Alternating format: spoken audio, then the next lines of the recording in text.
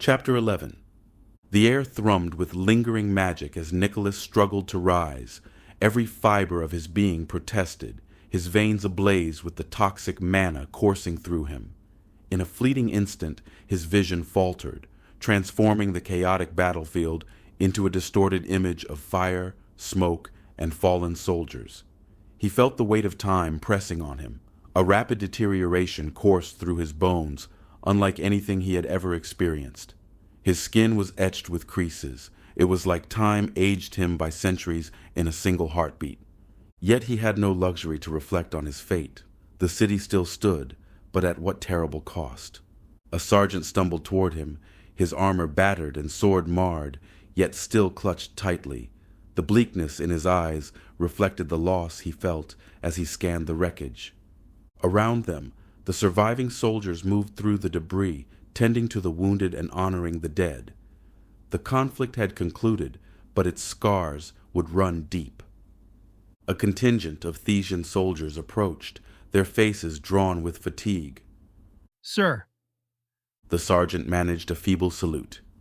we have secured what remains of the city. The dragon's presence has vanished, and the rift has been sealed. But the cost was steep. Nicholas nodded, swallowing hard against the rising tide of guilt within him. He had anticipated a victory fraught with sacrifice, but the weight of it still felt overwhelming. What of our commander, the lieutenant, and that orc? The sergeant asked suddenly, his voice tinged with concern.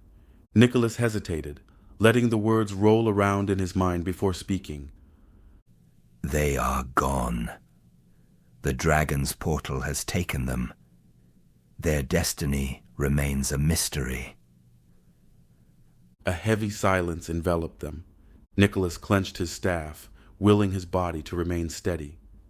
We will locate them. I promise. But first, we must care for those who remain. We shall rebuild and prepare ourselves. The dragon may be vanquished, but its ominous farewell lingers in my thoughts. The sergeant regarded him, brow furrowed in confusion. What do you mean? Nicholas let out a deep, measured breath. It spoke of leaving me a parting gift. I cannot yet grasp the full meaning, but I fear that the truth will soon reveal itself. In the Thesian castle nursery, sharp cries of a newborn filled the grand halls of the Thesian castle.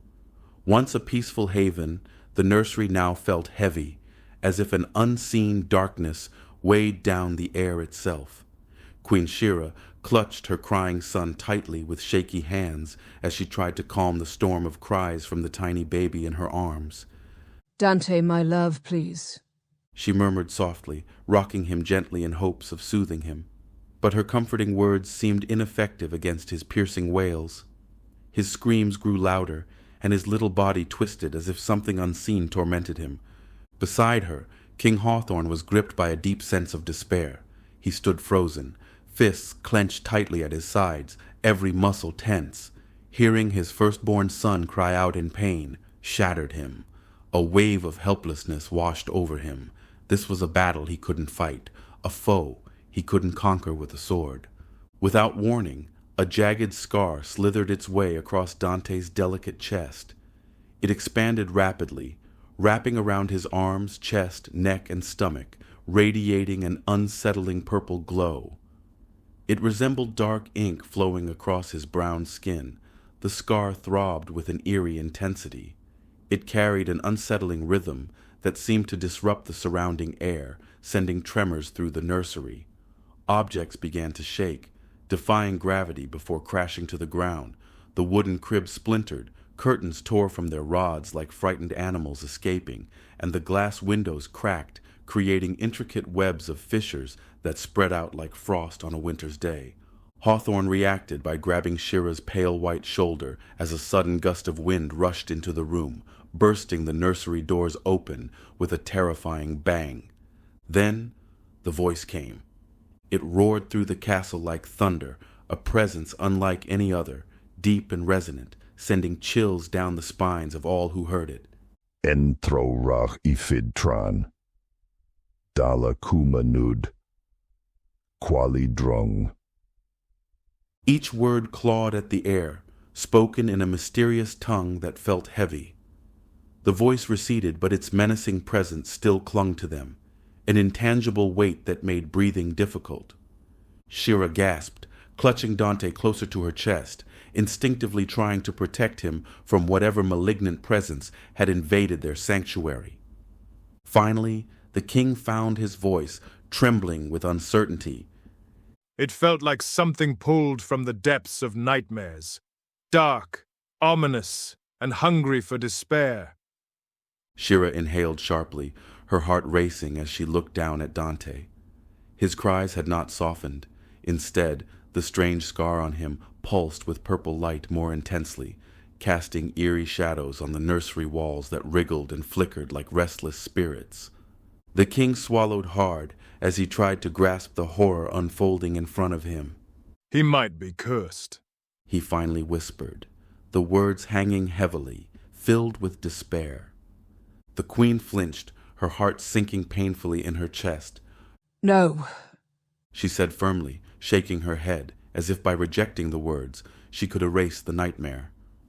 No, my son isn't cursed. Dante's cries escalated in panic, and in response to his distress, the chaotic magic surrounding him surged, sending books hurtling from shelves, furniture slamming against the walls, and shards of glass exploding like fireworks. And as the wind mournfully wailed through the broken windows, an unmistakable truth enveloped the nursery like a dark shroud. Something powerful had claimed their son that day. 16 years later. In the center of a vast stone arena, a young man sat cross-legged, looking thoroughly out of place amidst the tranquil beauty surrounding him. The arena, an ancient circular expanse of weathered stone, was nestled in the shadow of the royal castle. Its perimeter bloomed with vibrant flowers and rare herbs, their fragrance drifting gently in the early morning breeze. Though the dawn's light had yet to break, the gardens shimmered with a quiet magic of their own. But serenity didn't reach Dante's heart. Despite the peace of the hidden sanctuary, his jaw was clenched, and his eyes darted behind closed lids. Tension lined his brow. He wasn't simply struggling with magic. He was at war with himself. Behind him, a tall elderly elf moved with practiced ease, his gnarled staff tapping rhythmically against the stone. Archmage Nicholas Granfrey, his grandfather and once the most revered mage in the kingdom, hummed a low tune. Do you sense it yet? Nicholas asked, the corners of his mouth twitching in amusement. No, I don't sense it. Dante snapped, opening his eyes. All I feel is the whole kingdom whispering that I'm broken, that I'm the cursed prince. He started to rise, anger flaring in his chest, but the old elf gently pressed him back down with the end of his staff. Patience is a discipline. It is developed, not something someone can give you. Nicholas said calmly. Patience? Dante let out a derisive laugh. I can't afford to wait around. Do you have any idea what people whisper about me? He growled, his teeth clenched tight. I'm the damned prince. He ran his fingers through his tousled salt and pepper locks in a frenzy. They live in fear of me. Nicholas's face softened. And fear is natural, but it doesn't make them right. I'm nearing 17. Dante mumbled softly. Mom perfected elemental magic at the age of 11. She was a mage of nearly unmatched strength, second only to you, a queen adored by all. Your mother had a remarkable talent, without a doubt, Nicholas remarked as he took a seat next to him. However, she didn't possess the same kind of magic that dwells within you. What ignites in your spirit isn't merely elemental. It's chaos, wild, erratic, and perilous, and indeed, exceptionally rare. The townsfolk don't grasp it, so they respond with fear. Yet remember, that fear doesn't define who you are. You define yourself. Dante stared at the ground. Then give me a chance. Nicholas paused, then gave a nod. All right. Just one elemental spell today. Let's see how you handle water. He raised his hand, murmured, Allure. and a sphere of water appeared, swirling gently in front of him. With a flick of his hand, he sent it floating toward Dante, then let it burst mid-air, splashing him squarely in the face. What the hell, old man?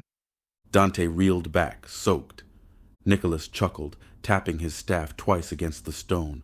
2 glowing circles appeared on the floor before Dante. Fill these with water. Dante glanced at the puddle quickly being swallowed by the stone and frowned. There's not enough water. Then draw more. Nicholas said, closing his eyes and settling into meditation. I don't know how. You won't learn by yelling. Dante stood up and turned away, fists clenched. This is stupid. He muttered. I'm a prince, not a failure. I shouldn't have to try so hard to do magic. Nicholas didn't stop him. A few paces away, Dante hesitated. The whispers echoed in his mind. The cursed prince. He'll burn the kingdom down. He sighed through his teeth and walked back, cursing under his breath as he dropped to the ground again. He made every effort, he truly did. Yet, the stillness was overwhelming. Everything was frozen in place. The water remained calm, and there was no feeling of mana in the air. Anger rose within him. This is pointless. He exclaimed loudly. Can you hear me, you stubborn old ass elf? Rage curled in his gut. He opened his eyes and saw only darkness. The garden was gone. The arena was gone. Everything was gone. Nicholas? He called, turning in place. Hey, old man? No answer. A pressure built in his chest, heavy, like a stone pressing against his ribs. He swayed unsteadily, grasping his chest as his heart thudded wildly, each pulse a booming echo, every breath a searing flame. The air danced with a shimmering haze, while the earth quaked as if under the weight of invisible strides. An intense heat caressed his skin, unbearable and rapidly getting hotter. He screamed as his flesh felt like it was boiling. Dante! The voice tore through the haze, and in an instant, the darkness shattered. He found himself once more in the arena. This time, though, a roaring blaze surrounded him. Towering walls of fire trapped them both in a searing whirlwind of heat. Dante struggled to catch his breath, his gasps frantic and filled with fear.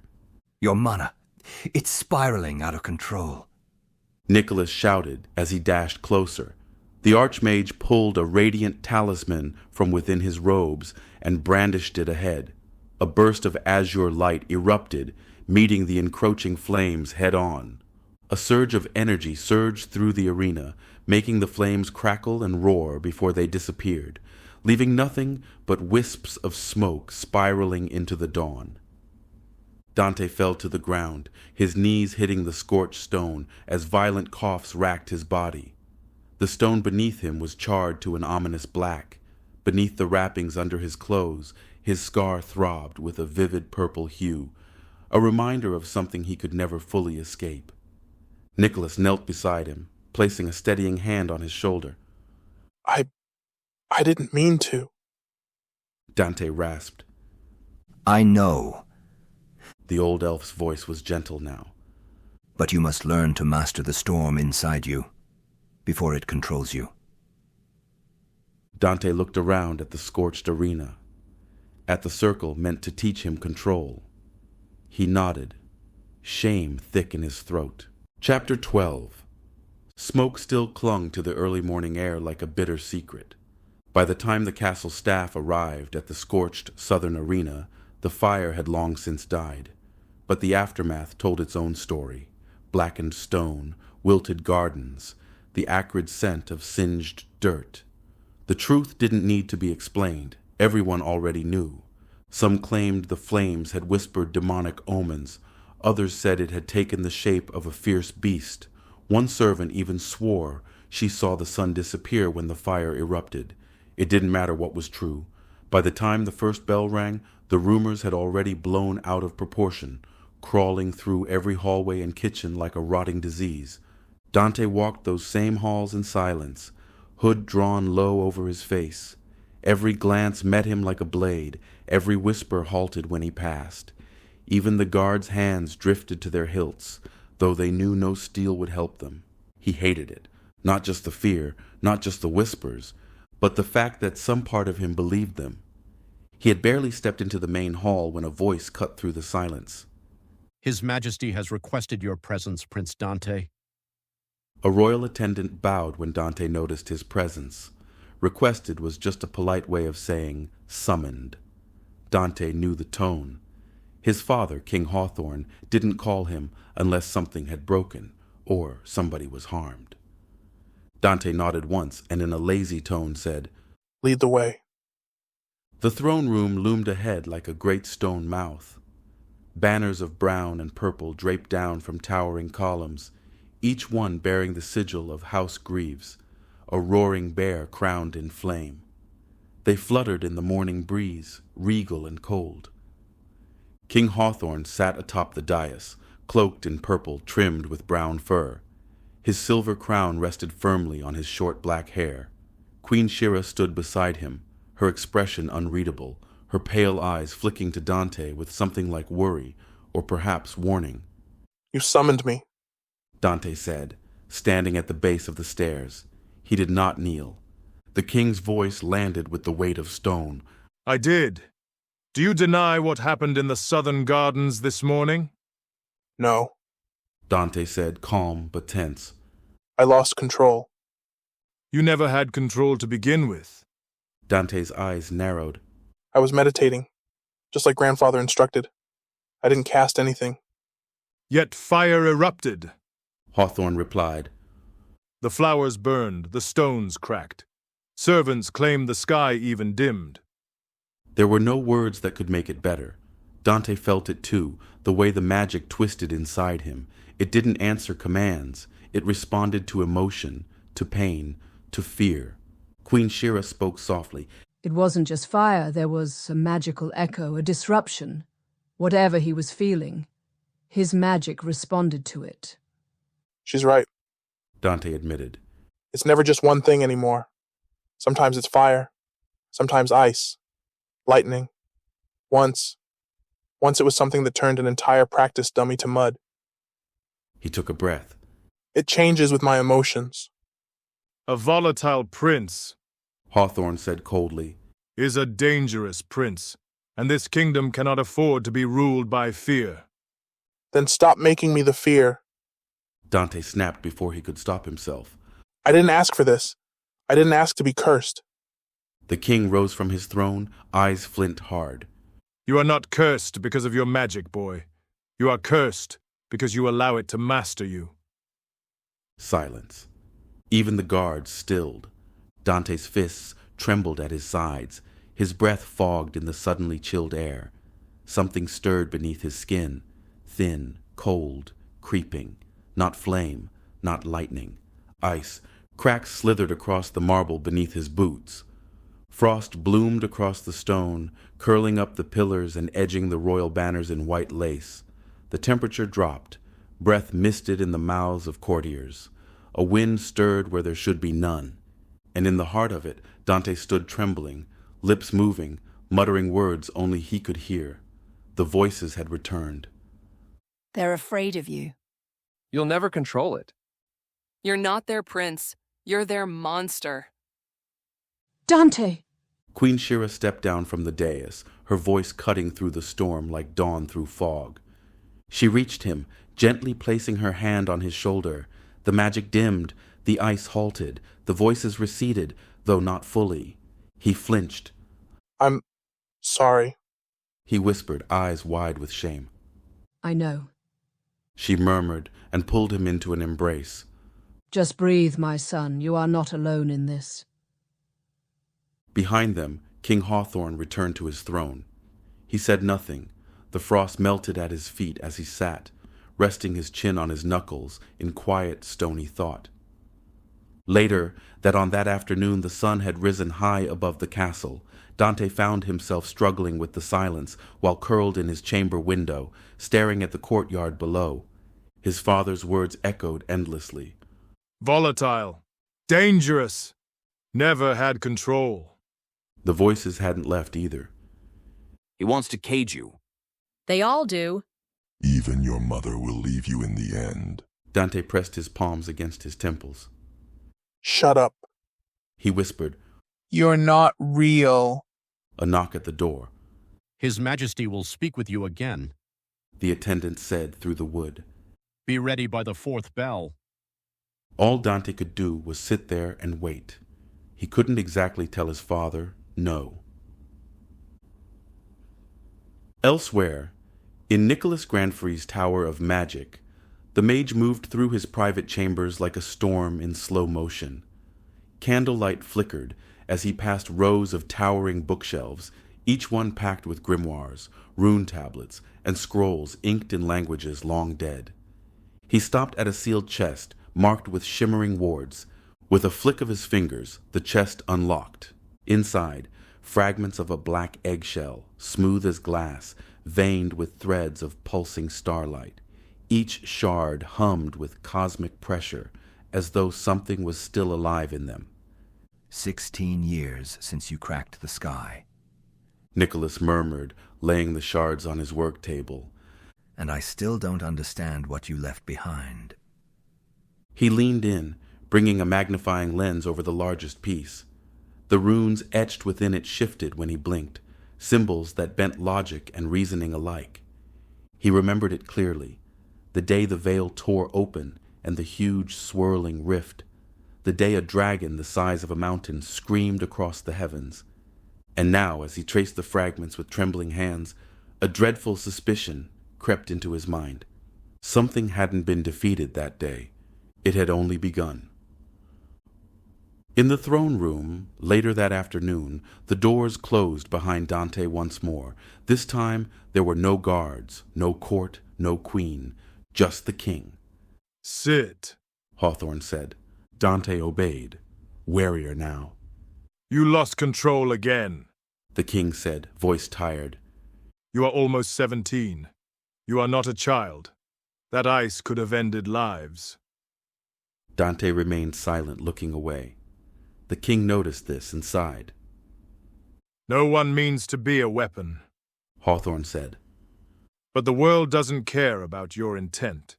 It only cares about your actions. Dante remained silent. I am giving you a task, Hawthorne said. Dante blinked. Task? You leave at dawn. You will travel to the Liatre woodland realm, and from there to the Gimika dwarven halls. Tensions rise between them, and I need a voice of unity, someone to remind them that we are still allies. You're sending me? Dante asked, stunned. After what happened? Yes, Hawthorne said. With a small escort, this mission will test your strength and your restraint. But if you are to rule one day, you must learn to wield diplomacy as well as magic. Prove to them, and to me, that you are more than your chaos. A flicker of something stirred in Dante. Not relief, not joy, but maybe hope. Chapter 13. In the shadowed halls of Nicholas's Tower of Magic, tension brewed like a storm. The study was a whirlwind of parchment scraps, glowing runes, arcane crystals, and half-burnt candles. Shelves towered to the ceiling, groaning under the weight of ancient grimoires. Glyphs flickered across the walls. At the center of the chaos stood Queen Shira, arms crossed, expressing a mask of composure, barely concealing the fury beneath. Across from her, hunched over a work table cluttered with scrolls and relics, stood Archmage Nicholas Granfrey. His fingers traced the jagged edge of a broken eggshell fragment, black and veined with faintly glowing starlight, pulsing as though it. I waited patiently for almost 17 years. Shira said, her voice cutting through the dusty silence. 17 years and the great and powerful Nicholas Granfrey still hasn't broken the curse or taught my son how to control it. Nicholas didn't look up. I have my theories, but as of right now, that is all it is. The creature was more than a beast. It's sadistic and more intelligent than we thought. It probably created this curse itself. And you've done nothing to help Dante overcome this, she snapped. You locked yourself away in this tower while Dante suffered, while I've raised him alone, while the court whispers and the kingdom watches him like he's a ticking bomb. I have done something, Nicholas said, his knuckles white against the edge of the table.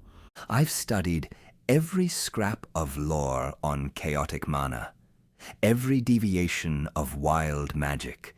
This power, what lives in him, responds to thought, to emotion. It warps reality.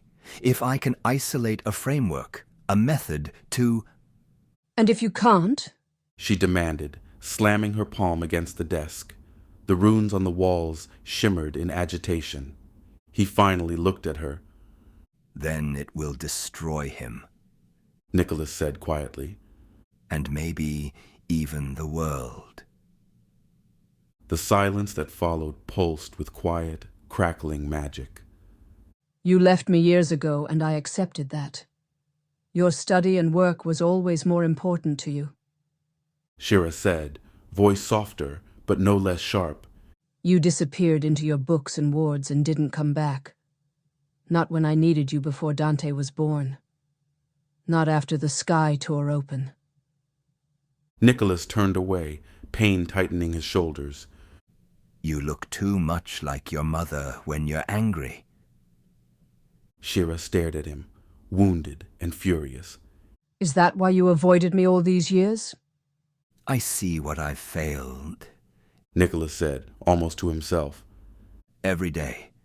Every time he becomes emotionally unstable.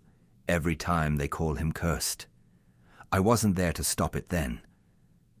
But I'm trying to save him now. Shira said nothing more.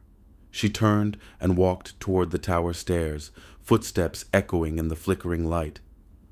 I'll find a way, Nicholas whispered, almost too quiet to hear. I have to. But the fear in his voice, quiet, cracking, betrayed the doubt even he couldn't hide. Far from Greaves' castle, in the shimmering depths of the Liatre woodland realm, the elven high council gathered beneath the sacred tree of the forest. Light filtered through golden leaves like strands of silk, painting the elders in shades of amber and emerald. King Hawthorne sends his son. One counselor asked, raising a single brow. His voice was smooth. The one plagued with chaotic mana? Not just chaotic, murmured another. Volatile. The flames, the frost, the accidents. The incident at the southern arena spread faster than wildfire. One of the elders, whose age surpassed most of the forest itself, closed his eyes and placed a hand against the tree's bark. He is young. Cursed or not, he is still the blood of the elves, though he is only a half-breed. Perhaps this is not a threat, but a plea from the king. Or another council member said, his lip curling, they're just trying to offload a ticking calamity into our borders. High in the Jamaica Mountains, deep within the volcanic stone halls, the dwarven king, along with his advisors, gathered around a table. A raven had arrived that morning, bearing the seal of King Hawthorne. Dante? Said King Gruameki, stroking his braided beard. That's the one whose mana eats enchantments, aye? He turned a silver scepter into salt, grumbled a warrior at his side. Made a bard levitate into the chandelier at a royal banquet, another added. And didn't someone say he turned a noble's clothes into spiders? That was unconfirmed, muttered a scribe. But there were a lot of spiders. There was a pause. Grummick sighed and stood. Prepare the guest chamber with anti-magic wards, and someone lock up the heirloom vault. If we're about to host a walking storm, I'd rather not have the fortress and all our valuables turn into mud or something ridiculous. The next morning, as the first threads of dawn unraveled across the horizon, the castle courtyard stirred to life. Horses were saddled, provisions packed, maps reviewed, armor strapped tight. Servants moved quickly, quietly, their eyes flicking, always, toward the figure standing near the stables, isolated by presence alone. Dante stood apart, adjusting the leather strap of his travel pack with fingers that twitched with unspoken tension. The king's words echoed in his skull like a curse wrapped in silk. Prove you are more than a curse. A horse was brought forward for him, tall, steady, with protective runes painted meticulously across its body, not to guard the prince, but to guard others from him. He stepped toward it. His hand hovered inches above her neck, a breath away from contact. Behind him, footsteps approached, measured and calm. Captain Amidria, cloaked in silver and shadow, stepped beside him. Her blade hung at her hip like it was part of her spine, and her expression was carved from marble. "A minor adjustment," she said. "You'll be accompanied by a carriage unit. 4 guards, 2 servants, close enough to assist, far enough not to burn." She glanced toward the uneasy soldiers, whispers already blooming like mold. "We leave shortly. 1 week to the forest. 3 more to the mountains. Travel light. Keep your nerves steel. If you need anything, Your Highness." She nodded. "Say it now." Her gaze swept the courtyard. "Ignore the talk. They're scared. And honestly, with reason." Dante tilted his head and smirked, a sharp, dangerous thing. "How bold of you to say it to my face." Amidria didn't flinch. "I don't deal in lies, Prince." She walked off to resume preparations, her cloak flicking behind her. Dante clenched his fists. The whispers crept in like ivy through cracked stone. Why are they sending him? Is he really going with us? Monster. He heard it. Every word. He bit the inside of his cheek. In, 2, 3, out.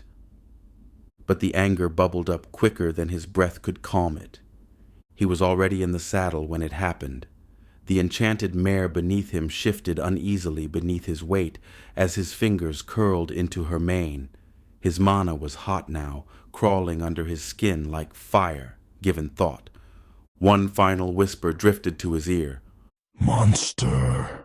The rune-covered horse screamed, and then split. The air cracked with raw magic, flesh twisted, runes erupted into sparks.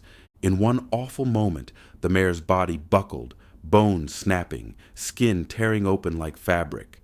A second head burst from its side, serpentine, shrieking, wings ripped from its back, soaked and half-formed. Horns jutted from its spine as claws slammed into the earth, cracking the flagstones. The enchanted horse was gone. A chimera stood in its place, snarling, snapping, its many heads lashing at the air. "To arms!" a soldier cried. Amedria spun instantly. "Do not attack the prince. Formations. Surround the creature." Steel rang from scabbards. Ropes were hauled. Shields braced. Spears lowered. The chimera lunged toward a food cart and smashed it apart. 2 guards were nearly trampled, but Amidria's voice cut through the noise with precision. "Draw it in. Don't provoke it. On my mark. Net it. Now." The courtyard erupted into motion. Soldiers moved in perfect drills, circling, pinning, driving the creature toward the stone wall. Dante slid off the saddle and landed with a thud, but he didn't retreat. He didn't apologize. He didn't hang his head. He glared. Everyone was too focused on subduing the chimera to look at him, but he knew they would. He knew they'd talk. He didn't feel guilt. He felt fury. He hadn't meant to do it, but deep down, part of him almost enjoyed the look of fear on their faces, like it finally matched the truth. He wasn't the one who turned that horse. They did, with their words, with their fear, with every whisper that crawled into his bones and twisted his mana into something wild. When the chimera was finally pinned beneath 3 nets and 6 spears, Amedria strode back toward him. Her armor was dented, her cheek bloodied, but her eyes, locked on his. "We'll replace the mount." Dante shrugged, jaw tight. "Probably a waste of paint," he said. unless you've got runes that ward off resentment. She stared at him and said nothing. Chapter 14. The fire crackled low in the stone hearth of the tower study. Dimitri Sinclair turned a page of parchment with the edge of a silver ring finger, the flickering light catching the wax seals and names sprawled in careful ink.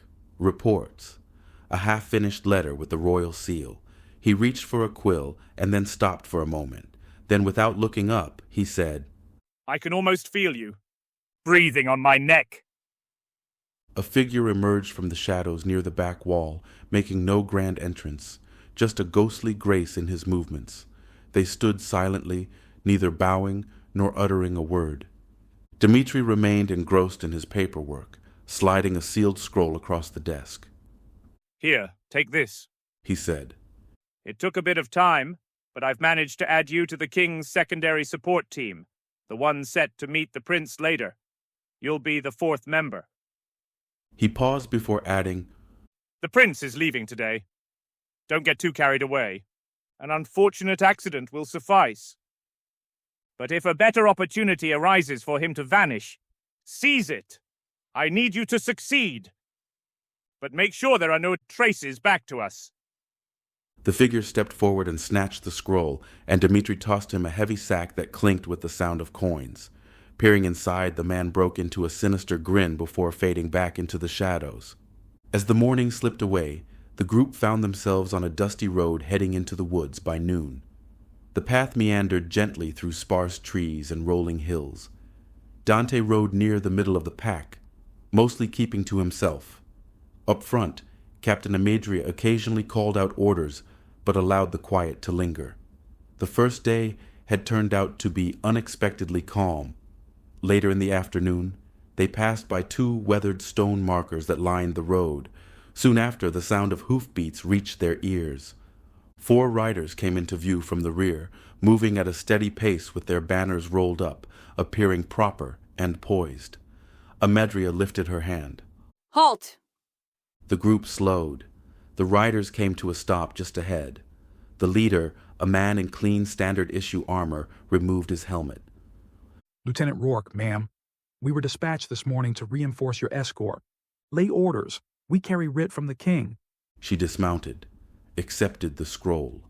The seal looked intact. The document held the king's hand, the familiar flourish. No one said anything for a long moment. Dante remained in the saddle watching. "All right. Just try not to cause any trouble," Captain Amadria said, tucking the scroll into her pouch. She climbed onto her horse and signaled for the group to move on. The new arrivals lagged at the back, moving slowly. Dante glanced over at the reinforcement team, which included a male orc, a female beast woman, and 2 human men.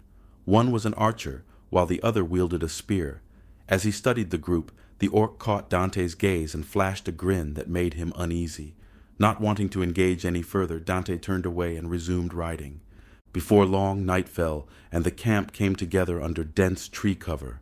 A small fire crackled at the edge of the campsite, with tents set up in a circle and guards taking turns keeping watch in pairs. Dante settled cross-legged in his tent, enjoying the cool and tranquil air surrounding him. A lone lamp flickered beside him, illuminating the floor rugs and the tent pole's edges. He shut his eyes, letting his breath calm down. Managing his mana was tricky when he was exhausted, but he understood that if he didn't keep it in check, he could become a liability on this mission. Gradually, he allowed his mind to drift inward. Suddenly, it was as if he had submerged himself underwater. Everything fell silent. Not the kind of silence that you notice physically, but something much deeper. It was a stillness that enveloped him completely. The darkness felt like soft velvet, cool and endless. Within this void of his mana, Dante found himself in a state beyond simple meditation or thought. The outside world faded away, leaving just the flow of energy within him. This time, instead of resisting him, it embraced him, like water settling into a new shape. Power surged through him, warm, electric, alive. His fingers felt a faint spark, a vibrant energy thrummed beneath his skin. Everything felt perfect. For the first time in what seemed like years, he genuinely smiled. But then, The energy didn't just flow, it started to swell, then surge. His breath hitched in his throat. What had felt pleasant quickly turned overwhelming, pressing outward through every vein in his body. Light exploded behind his eyes, and he could feel the mana screaming within him. The energy was burning hot. He tried to let it go, to hold back the surge, but it was too much to contain. The pain folded in on itself like hot steel, intense and suffocating, and then he jolted awake with a shout. His body dropped to the tent floor, his chest heaving for breath. Sweat clung to his skin, and his mouth felt parched. A burning sensation shot up his thigh. Looking down, he saw 2 deep punctures bleeding through his pants, pain radiating from the wounds. The smell of burnt flesh filled the air. Turning his head, he spotted a snake next to him, charred black and lifeless, its fangs exposed, and smoke still wafting from its body. He tried to reproduce the same feeling from his meditation, and after focusing for a moment on his hand. Flickers of blue lightning danced faintly in his palm, his fingers trembling, not from fear, but from sheer wonder. He had finally done it. Real magic. He let out a soft laugh, but then winced in pain. The bite on his leg was hurting worse now, and a wave of heat rushed through him. He reached out and grabbed the support pole of the tent to steady himself. Captain, he croaked. I need you. There was a moment of silence before he heard quick, heavy footsteps. The tent flap flew open, and Captain Amedria stepped inside, her hand instinctively going to her sword as she scanned for any threats. But all she found was the prince, kneeling on the rug, bare-chested and drenched in sweat. She froze, her expression shifting from alert to uncertain and then to alarm as she took in the scene. Dante looked up at her, his breath irregular and his hair sticking to his forehead. He spoke in a low, desperate voice. I need help. Please. She glanced at his shiny skin, her eyes darting to his heavy breathing and the soft light from the lamp that illuminated his collarbone. Dante was rubbing on his inner thigh, clearly uncomfortable. He was no longer just a boy. He was on the threshold of manhood. Her mind, already wired from a long day of travel, began to spiral into frantic thoughts. She'd protected royalty before, but this was the moment her mother had cautioned her about, right? The one where duty mixed with other confusing feelings. She remembered the hushed tales of young princes and their desires, and warmth flooded her cheeks. Was her role really just to guard him? She wondered bitterly. Could it be? The king could have assigned any woman for this task. Anyone could have been there to see to the prince's nighttime desires. All those years of hard work to get to her position, and now it felt like she was just being used without a second thought. Amedria cleared her throat, trying to steady herself. You wanted to see me? I did. Dante replied, adjusting his position to get more comfortable, a grimace crossing his face as he did. His hand continued to rub his inner thigh. I need your help with something. Her heart raced. Help him with something? She felt conflicted. There was no denying he was an attractive young man, but her job was to protect, not serve him. The word echoed in her mind, unwelcome and unsettling. What do you need help with exactly? She asked, her voice betraying her tense feelings. It's something I want only you to do. Dante said, lowering his voice, the hint of pain evident.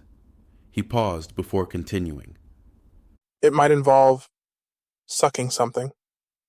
Amedria's eyes widened in shock. The atmosphere suddenly felt charged. Sucking something? She felt heat flood her face. This was the moment she never expected, the prince, alone and slick with sweat, asking her to do that. Without thinking, her hand moved to the clasp of her tunic. Don't jump to conclusions. She repeated this mantra in her head, but her fingers were already awkwardly fumbling with the first button. She could feel the fabric shifting loose at her chest. Dante, still nursing his thigh injury, glanced up, completely unaware of her turmoil. She opened her mouth, then quickly shut it again, feeling a sudden dryness in her throat. Her eyes flitted around the tent, avoiding his gaze at all costs.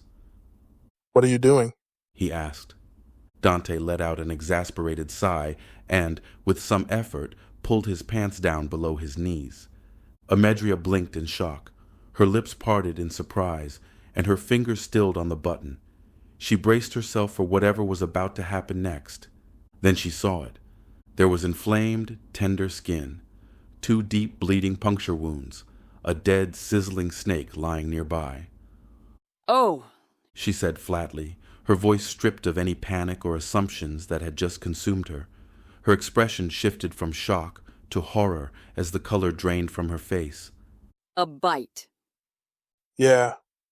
Dante replied, exhaling in relief, completely unaware of her spiraling thoughts. It got me while I was meditating. I think I may have accidentally killed it. He looked at her, genuine concern etched on his brow. I think I've been poisoned. She took a quiet breath, barely noticeable, rubbing the bridge of her nose as she fought the overwhelming urge to bash her head against a tent pole. "I'll grab the medicine pouch," she said, her tone short and brisk. Dante tilted his head back, staring up at the fabric ceiling. Did I say something wrong? Amedria didn't respond. She hurried out of the tent, nearly tripping as she stepped into the cool evening air. He could have sworn her ears were an even deeper shade of red than her cheeks. Chapter 15. As dawn broke and the caravan packed up their camp, a thin mist hovered just above the trail. The forest had become denser overnight, with trees leaning in closer to the path, their branches glistening with early morning dew. The wind was still, and every now and then a bird would chirp, but their songs felt soft and almost merged with the tranquility of the morning. Dante shifted the strap on his travel cloak and fell in step behind the captain. Although his legs still throbbed beneath the bandage, the pain had dulled to a bearable ache. Strangely, his body felt lighter today, as if something had been pulled out of him the night before and hadn't come back. This made Dante think about the snake again. He was sure the entire floor was covered with the mat and the tent was sealed tight. He glanced around at the soldiers nearby. There were little chuckles now and then, whispers from those behind him, and he noticed a few soldiers meeting his gaze before quickly looking away. Maybe it was just his imagination or paranoia, but deep down, Dante felt like something was off. He shifted his focus to the captain, whose fierce determination was evident as they rode into day 2. His anxiety eased a bit, knowing she was part of the group. He trusted her more than anyone else here. He wasn't completely convinced he could trust her, but at least she was good at her job. Still, he couldn't shake the feeling that she acted a bit odd when they were alone together. The group made their way through the forest without any problems for most of the morning. The wheels of their wagons rolled over the packed dirt, while boots crunched through the damp underbrush. They were surrounded by a sea of green all around them. Dante spent the early hours quietly watching the scene unfold. He wasn't exactly sure what he was looking for, perhaps a change in the air or something out of the ordinary, but everything seemed, well, pretty typical. The soldiers, both familiar faces and new recruits, shared their canteens and travel snacks. Rourke was hanging back by the last wagon when one of the soldiers suggested a more direct path through a rockfall that had made the way a bit tighter. Amedria took the suggestion and thanked him. If anything felt off, it was just how uneventful it all seemed. They paused around noon to take a break near a fallen log that made a perfect bench next to a small stream. A few soldiers entertained themselves by skipping stones, and one guy stripped down to his waist to wash off the sweat from his arms. Amedria stood watch at the edge with her arms crossed. Meanwhile, Dante lingered by his wagon, taking advantage of the break to stretch his leg. It was a relief. He no longer felt pain, which meant the medicine was finally working. He overheard snippets of conversation from nearby, nothing too significant. Rourke was joking with another soldier about a horseshoe game where someone had cheated him out of some gold coins. Another soldier was asking for dried dates, while someone else complained that the forest smelled like a wet dog. But one of Rourke's soldiers was strangely absent. The orc, as big as he was, had seemingly vanished into thin air. No one seemed to worry or even mention where he had gone. Dante hesitated to speak up. Maybe the guy was just off using the bathroom or something. Still, He couldn't shake the thought of how someone could just disappear so easily. That sense of unease lingered with him. That night, they set up camp under a thick canopy of trees. The sky had shifted to a dusky blue-gray, with no stars peeking through. Their fires were small, built with care, and a gentle breeze rustled the leaves, creating a whispering sound. Dante decided to turn in early, saying he wanted to meditate. In truth, he was just seeking some quiet and stillness. Outside, the camp settled into a familiar evening routine. He could hear footsteps passing by, the clink of a tin cup against a rock, and laughter bubbling up from a group in the corner, brief, light-hearted, and easily forgotten. Occasionally, someone sharpened a knife or stirred a pot. Inside his tent, Dante examined every seam and peered under the mats. He carefully walked around, inspecting the tent as if the night before the servants might have overlooked a snake that had gotten bundled up in the gear. Sitting cross-legged with his hands resting in his lap, he pondered the situation. After a time, he realized he might be overthinking things. He shifted his posture and concentrated again, hoping to connect with a new type of mana, one that was as electrifying as lightning. Minutes stretched into what felt like hours. When he finally opened his eyes, he scanned his surroundings. Nothing had changed. No visions appeared, and no sparks danced on his fingertips. A wave of disappointment washed over him. May I come in, Prince Dante? A soft voice, almost timid, called out. It was Amedria. Dante glanced toward the tent flap. Sure, he replied sharply, still upset from the lack of new abilities. But if he wanted to conjure a simple gentle breeze help, then a fucking raging typhoon of flame is there instead, no problem. She stepped inside, visibly startled to find Dante only in his pants. As she instinctively turned her gaze away, curiosity got the better of her, and she studied him more closely. At first glance, he might look like a well-built young man, but as she stepped nearer, she saw scars all over his chest and arms. She dropped to one knee, reaching out to examine them, but Dante instinctively swatted her hand away, snapping her back to reality. I apologize, Your Majesty. I've just never seen scars like these before, she said, her gaze directed downwards. Is that all you came for? To gawk at my scars and treat me like some kind of curiosity? Dante growled, standing up and quickly throwing on a robe. Of course not, my lord. But I have to say, when I asked to come into your tent, I thought you were a bit more presentable. Captain Amedria replied, a faint blush creeping onto her cheeks. Why does it matter now? You've already seen me without a shirt. It's my tent, and if I want to walk around in my underwear, I don't see the problem. Dante replied, crossing his arms. Anyway, what brings you to my tent at this hour? She stood up and moved closer to him. Before he could say anything, she leaned in and whispered in his ear. I think there's someone here who doesn't belong. What do you mean? Dante asked, slightly confused. I took the snake back to my tent after I left yours yesterday. After looking it over and doing some digging, I realized it's not native to this area. It's definitely venomous. And I can't figure out how you're still alive. I suspect someone tried to sneak into your tent while you were meditating yesterday. Amedria said quietly. I thought I was just being paranoid. But now it makes sense. Dante replied, his expression shifting. Did you have a suspect in mind? Amedria asked with a serious expression. He paused for a moment, reflecting on the people around. Then he recalled an orc he had seen with Rourke's party, a feeling of unease washing over him. That orc. There's just something about him that doesn't sit right with me. Has he done anything to raise your suspicions? Not really, but my instincts don't trust him at all. All right, I'll let you be for now. Just let me know if your leg starts to stiffen or if you need more medicine. I'll be fine, Dante assured her. Thanks. She nodded, but hesitated for a moment before finally leaving. He didn't sleep for hours. The king's study was quiet, a stillness that only stone walls could create, filled with the scent of aged air and dust.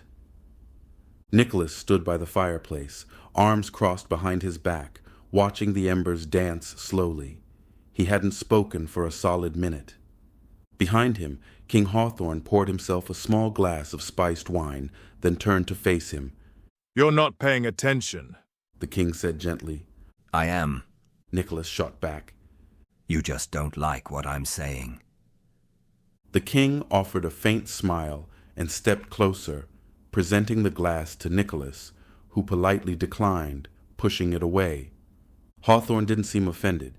He took a sip of the wine himself and motioned toward one of the chairs by the hearth. "I want him to grow," King Hawthorne stated plainly. "He relies too much on others. He needs to experience hardship, failure, the risks of becoming a real man." Nicholas walked over to an opposing chair and remained quiet for a moment, rubbing his fingers together. "He's cursed, Your Majesty. He's not growing in normal soil.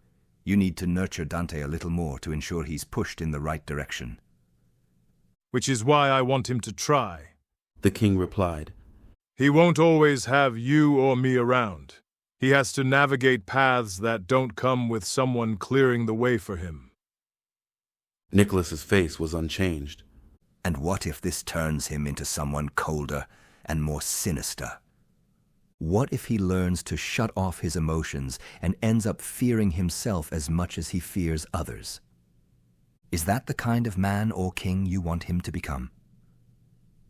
Hawthorne stared into the flames for a moment. "If that's the case, perhaps he was never meant to wear the crown." A moment of silence hung in the air. Nicholas finally moved towards the door. "You respect me, Your Majesty. I know you do, even if I'm not the man I used to be." Hawthorne looked up at him. "You're not, but it's the man you were, the one who wielded great power that I respect. Honesty. It's still the same man I see before me. You could have easily taken my throne and ruled over the kingdom, the elf territory, and the dwarf territory. But you chose peace." Nicholas smiled faintly. "I remember who I was, and I know your son could become that too. If he's around long enough to grow into it, I feel it's my duty, even if it's my last job, to guide Dante. That's what I believe I must do." The king didn't stop him as he walked out. The next morning, sunlight broke through the thin fog, and the camp began to wake up slowly. Dante crawled out of his tent, stretching his stiff muscles as he surveyed the clearing. Soldiers were moving about, their voices low. Captain Amedria stood by the supply wagon, her arms crossed tightly and her jaw set. When she spotted Dante, she waved him over. "It's gone," she said quietly. "What's gone?" he replied, confused. She hesitated, then reached into a saddlebag and pulled out a worn piece of leather. "Our map." Dante's stomach dropped. "Are you sure it wasn't packed incorrectly?" "I've looked through every bag and crate," she replied. "The route to the Elven territory is missing." He glanced around at the other soldiers.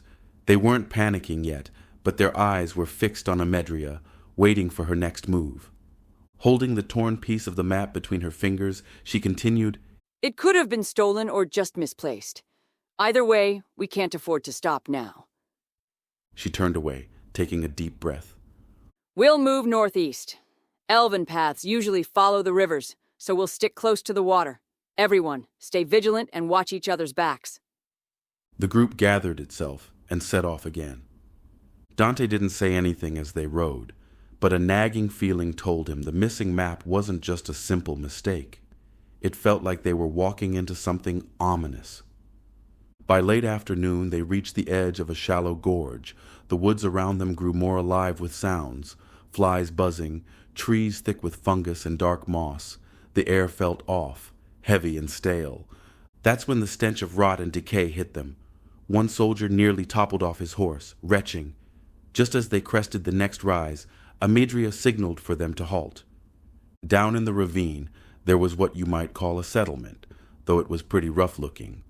Bone totems dangled from the trees, and there were mud huts huddled together in clusters.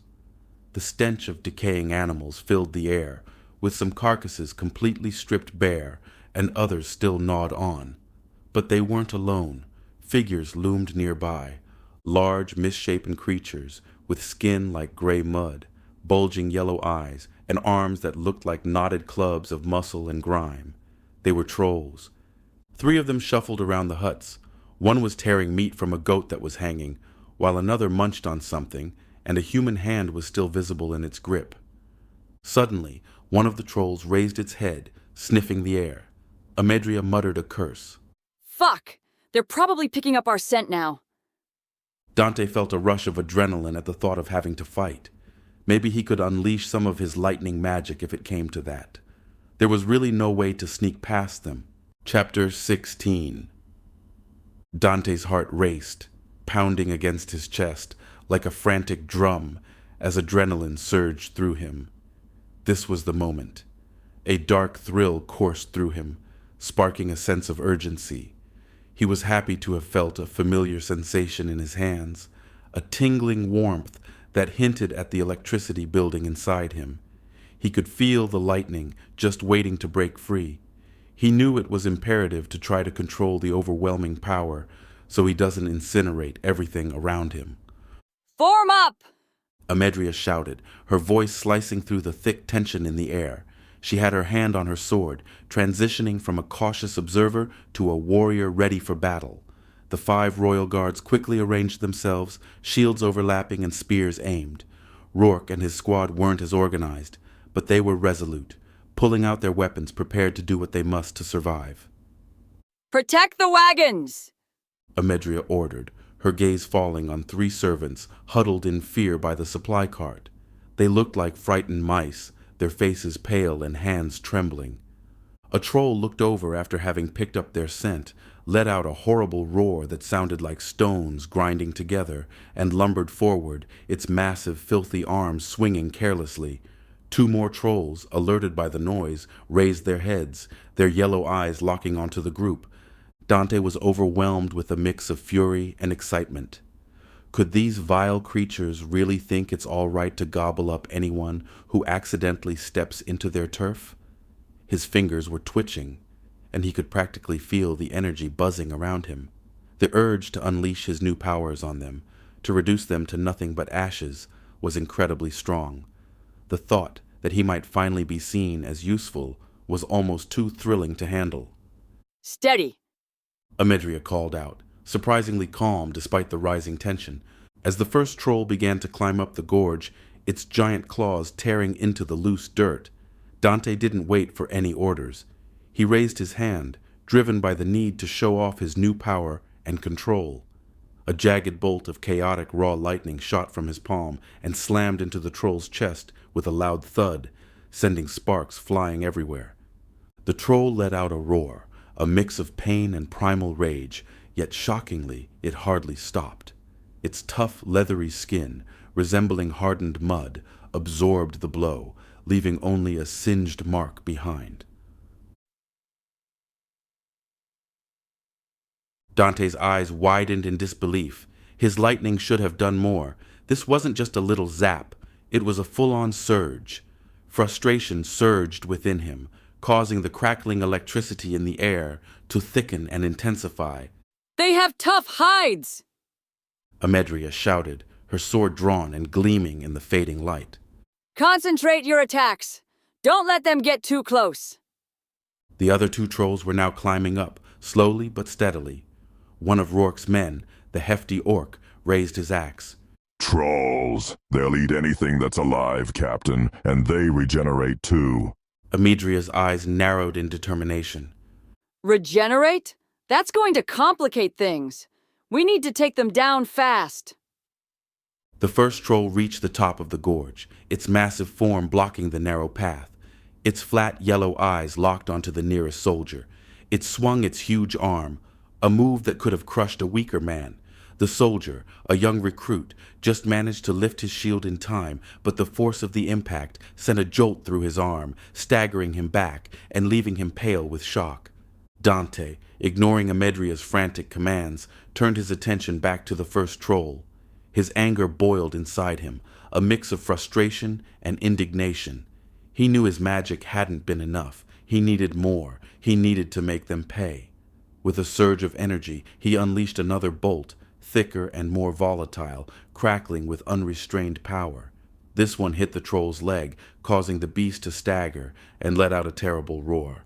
But just as quickly it started to regain its balance, its charred flesh rapidly healing itself. A realization struck Dante. These weren't just mindless creatures, they were a perfect nightmare. The initial adrenaline rush he felt began to fade, replaced by a chill of genuine fear. But beneath that fear, anger simmered.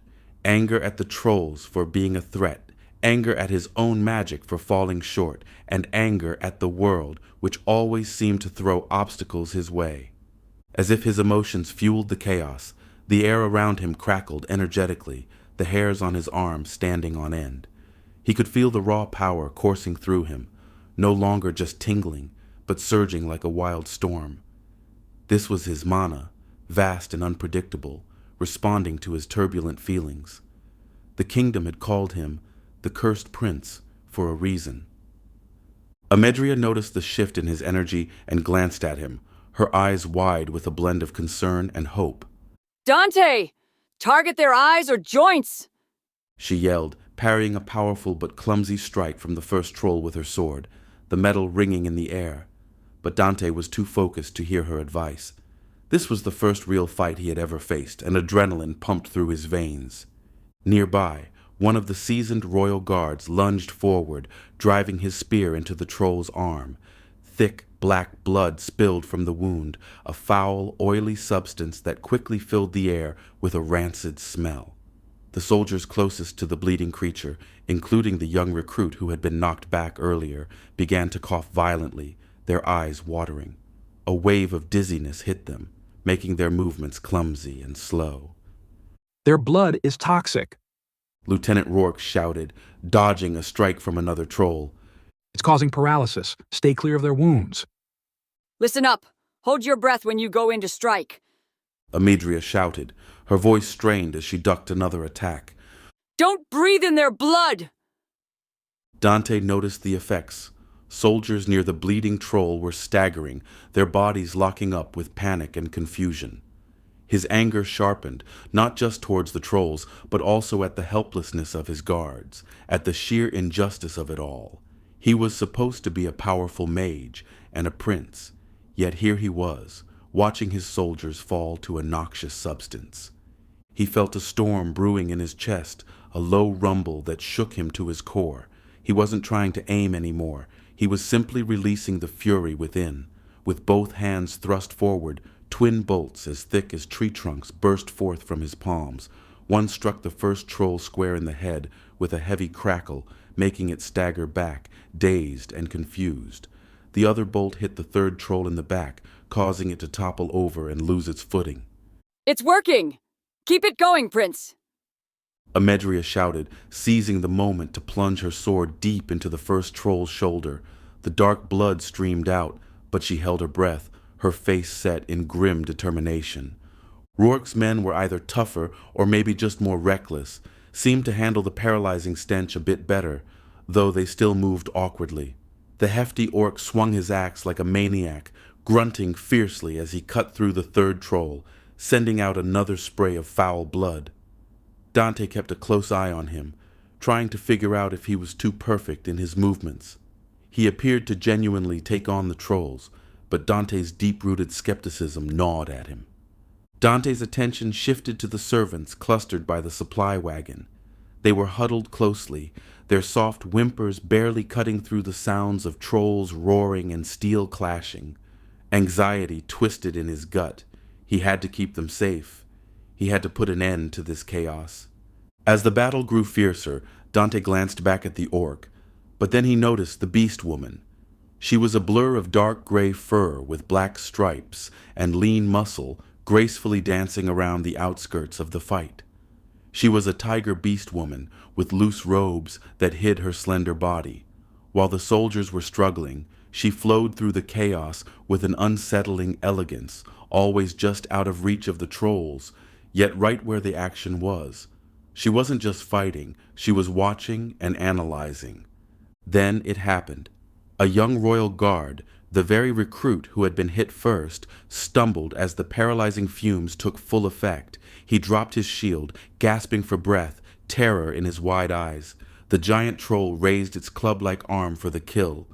The beast woman was closest to the soldier. Dante watched as she flicked her wrist, and for a brief moment, a small, dark, shimmering blue vial appeared in her hand.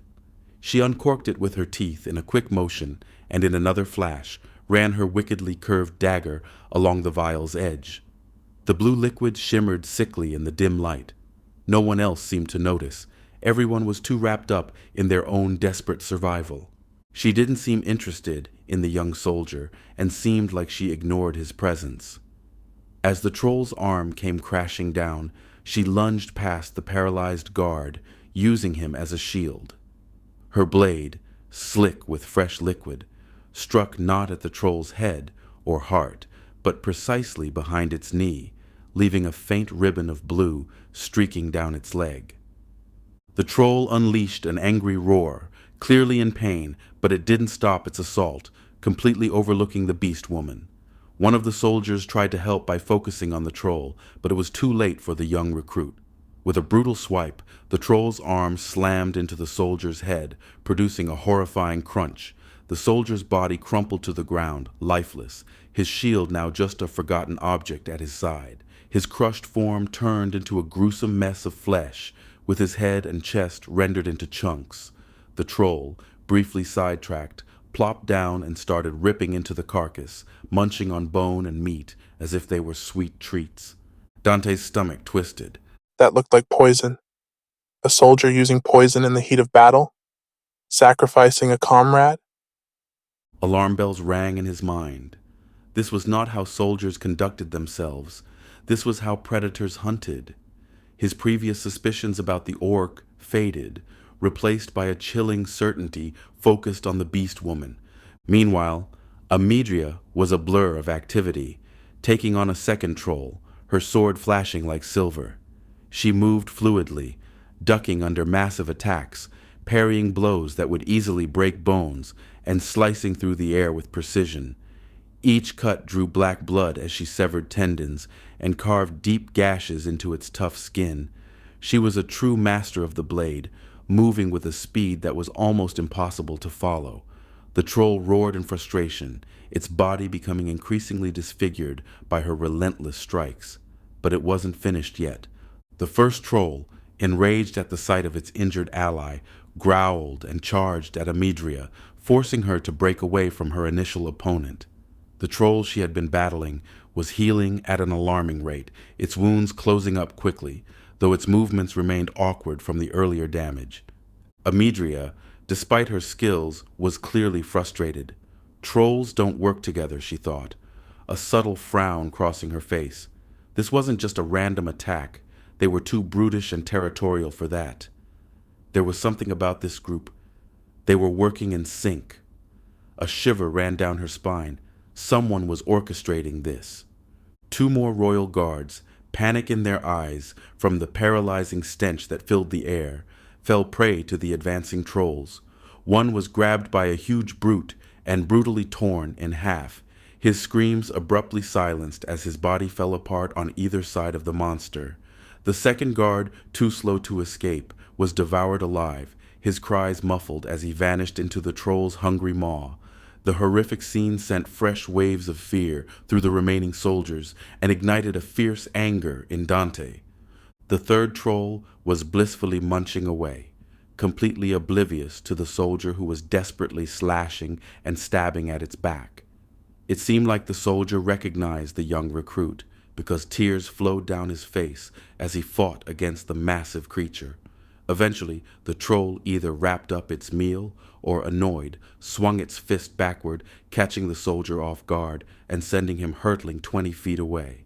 He coughed up a mouthful of blood and struggled to rise. The troll, eyeing him with interest, licked its lips in eager anticipation. 3 of his men were dead, murdered, and that beast woman, the assassin, was still lurking around, likely looking for the perfect moment to strike while the chaos unfolded. Dante was aware that his magic was unpredictable, reflecting the turmoil he felt inside. He desperately needed to tap into that lightning energy. He had to concentrate and turn this anger and frustration into something powerful and focused. He shut his eyes for a brief moment, taking a shaky breath, trying to push through the blaze of fury to access the lightning within him. When he opened his eyes, they were glowing softly, not with erratic sparks, but with a steady, deep energy. He raised his hands, not in a wild, panicked motion, but with a newfound sense of control, born from desperation. He wasn't just targeting one troll, he aimed for the very air around them. Fuck off, you disgusting bastards! Dante shouted, his voice booming with an unnatural force, the words exploding from his throat. Amedria, taken aback by the sheer power of energy radiating from him, instinctively pulled back, dragging a partially paralyzed soldier with her. Rourke's men, caught off guard, glanced at Dante in confusion. Some hesitated, while others were too engrossed in the fight to react. A deafening crack echoed through the gorge, followed by a blinding flash. It wasn't just a bolt of lightning, but a massive wave of energy that struck the three trolls all at once. The air around them transformed into a swirling vortex of blue-white light. The trolls roared, but this time it was a cry of sheer agony. Their thick hide, which had shrugged off individual strikes, writhed under the overwhelming force. Their enormous bodies shook, their yellow eyes wide with terror. The smell of ozone filled the air, briefly drowning out the stench of blood and decay. The ground trembled. When the blinding light faded, the aftermath was nothing short of devastation. The three trolls remained standing, a clear sign of their remarkable toughness, though they were in rough shape. Their skin was blackened and cracked, emitting steam. One had a leg twisted at an odd angle. Another had a right arm that dangled uselessly, dislocated at the shoulder. They moved in a jerky, painfully slow manner. Although their super regeneration was still working, it struggled to cope with the severe injuries they'd endured. Thick, smoky blood oozed from their wounds, more vapor than liquid thanks to the heat, but the foul smell seemed to have been muted by the crackling energy around them. Dante stood there, panting and shaking from the after effects of the power he had just unleashed. His vision swayed, and a sharp pain throbbed in his head, but a grim sense of accomplishment filled him. He had done it. He had struck them all. Now! Amedria shouted, seizing the moment. Finish them off! Target their legs! Take them down! The remaining soldiers, energized by Dante's powerful display, charged forward. With the trolls badly crippled and their regeneration falling short against the immense damage, the soldiers finally gained the upper hand. Spears struck their eyes, swords sliced into vulnerable joints, and axes plunged deep into their weakened flesh. One troll, still able to move, attempted to strike with its good arm, but a coordinated assault from Rourke's team brought it crashing down. Its roars turned into gurgles as they repeatedly drove their spears into its skull. The second troll, with one leg useless, flailed helplessly at the air until one bloody soldier, driven by pure rage, drove his sword into its head with a sickening thud. The creature twitched for a moment before going still. The last troll, struggling and slow, was trapped by Amedria and the seasoned guard. Amedria swiftly targeted its tendons, effectively hamstringing it. As it fell, the veteran guard thrust his spear into its chest, and Amedria followed up with a precise jab to its throat. The troll squirmed, its remaining yellow eye fixed on her in a desperate, silent plea, before its massive body finally collapsed, lifeless. Silence enveloped the gorge, interrupted only by the heavy breathing of the soldiers and the faint crackling of residual magic in the air. The mingling smells of ozone and decay served as a grim reminder of the fierce battle that had just taken place. Dante staggered forward, his legs unsteady and his adrenaline fading, leaving him feeling deeply exhausted. He looked at the fallen trolls, their massive bodies now still and steaming. He had done it. He had protected his subjects. Yet he quickly searched for the beast woman. She stood calmly at the edge of the gorge, her curved dagger cleaned and sheathed, as if she had simply watched a minor conflict unfold. She showed no sign of wanting to escape. Her subtle use of poison had gone entirely unnoticed amidst the chaos. Then their eyes met. It was a brief encounter, but it struck Dante deeply. Her gaze wasn't that of a soldier or a friend. It was cold and completely emotionless, yet it held an unsettling intelligence. An overwhelming sense of danger washed over him, more intense than the raw threat posed by the trolls. He felt like a mouse facing a lion, every instinct telling him to flee, to fight, or defend himself from her. This was the real threat. This was the assassin. Amedria walked over to him, her face a blend of amazement and steely resolve. Prince Dante, that was truly incredible. Your magic. She hesitated, then shook her head, the initial thought returning to her. But those trolls, they were too well coordinated. This isn't normal. Someone has to be controlling them, or influencing them somehow. Despite the harshness of the battle they'd just faced, her eyes now showed a hint of a disturbing realization. Dante nodded in response, taking in the sight of the remaining soldiers. Their numbers severely dwindled. 3 were dead, 2 royal guards and 1 of Rourke's men. He had saved the rest, but the sense of victory felt empty. He had unleashed a frightening amount of power, yet his rage nearly overwhelmed him, almost leading him into recklessness. The true threat was still lurking around, quiet and dangerous. The way to the elven territory was now clearer, but it was also far more perilous. The missing map wasn't just a simple mistake. The snake attack wasn't a coincidence. And those trolls? They were by no means random. Someone was clearly targeting him with a calculated approach, and that someone was dangerously close. Dante glanced at Amedria and then at the weary soldiers. He still didn't fully trust any of them, not now, especially with a concealed assassin in their midst, someone with a cold and precise ruthlessness. It seemed the world was intent on testing him, pushing him to his limits. Each test only fueled his anger, a potent and unpredictable force that posed as much of a threat to him as it did to his foes. We need to get moving, Dante said, his voice strained, scanning the area anxiously. Amedria nodded, her expression serious. She turned to rally the remaining healthy soldiers, to assist those who were incapacitated, and to care for the fallen. As night fell, the dark woods that once seemed like just a backdrop now felt more like an unseen predator. The battle might have concluded, but the real danger was just beginning. Chapter 17. The night air offered little solace. Despite the exhaustion that gnawed at his bones, Dante found sleep elusive.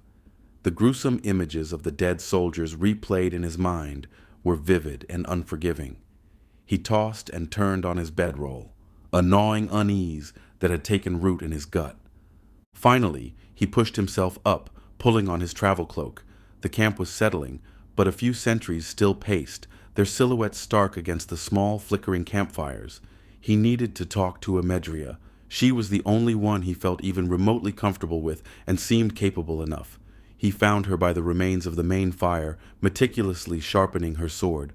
Captain, Dante said, his voice low, betraying the turmoil within him.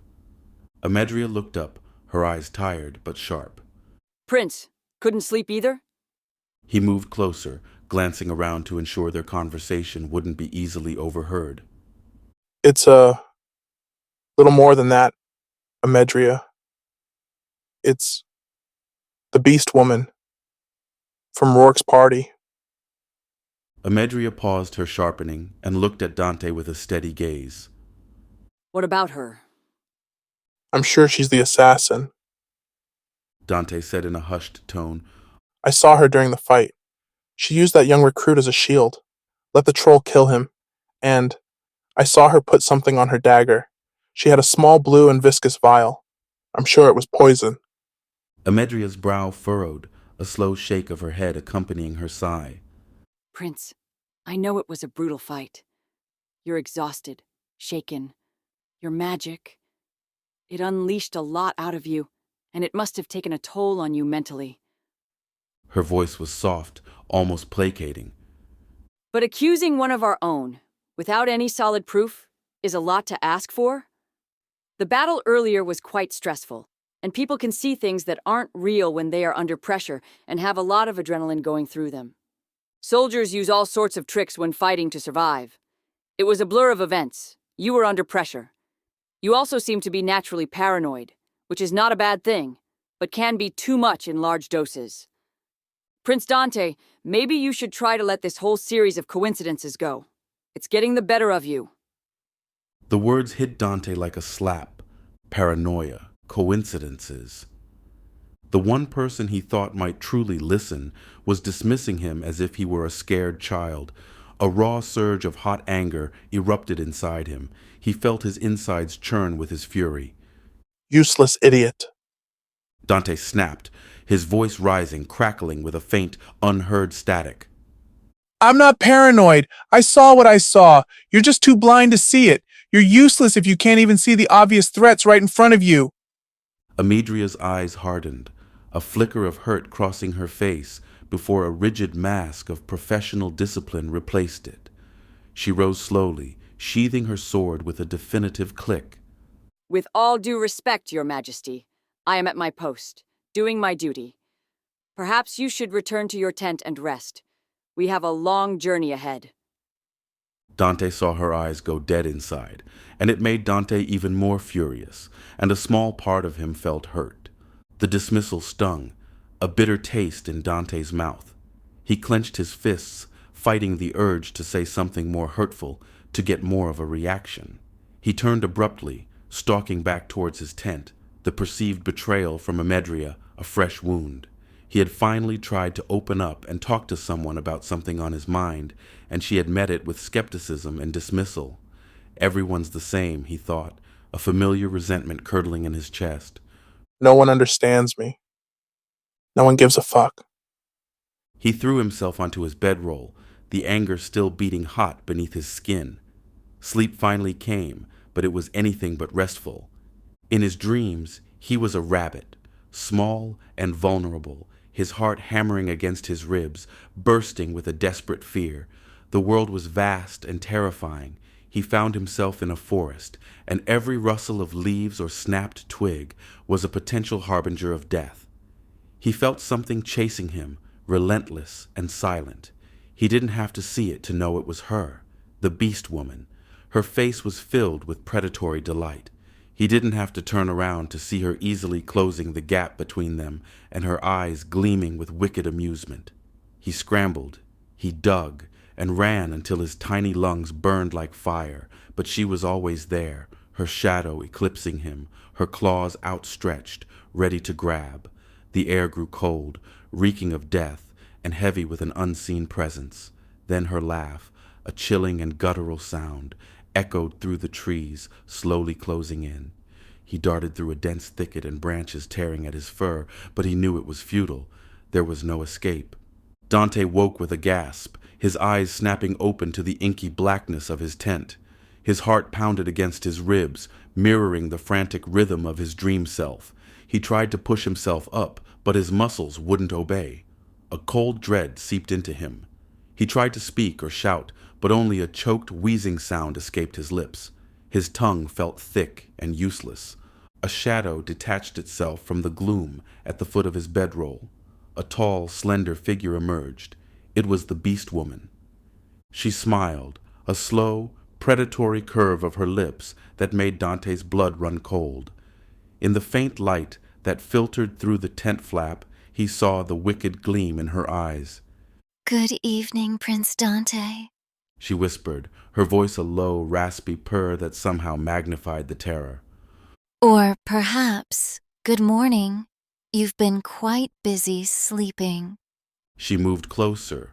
Her movements were fluid like a predator stalking prey. Dante stared up, utterly helpless as his mind raced. He was screaming at his body to move, but it lay unresponsive. He could feel ropes now, tight around his wrists and ankles, though he hadn't felt her bind him.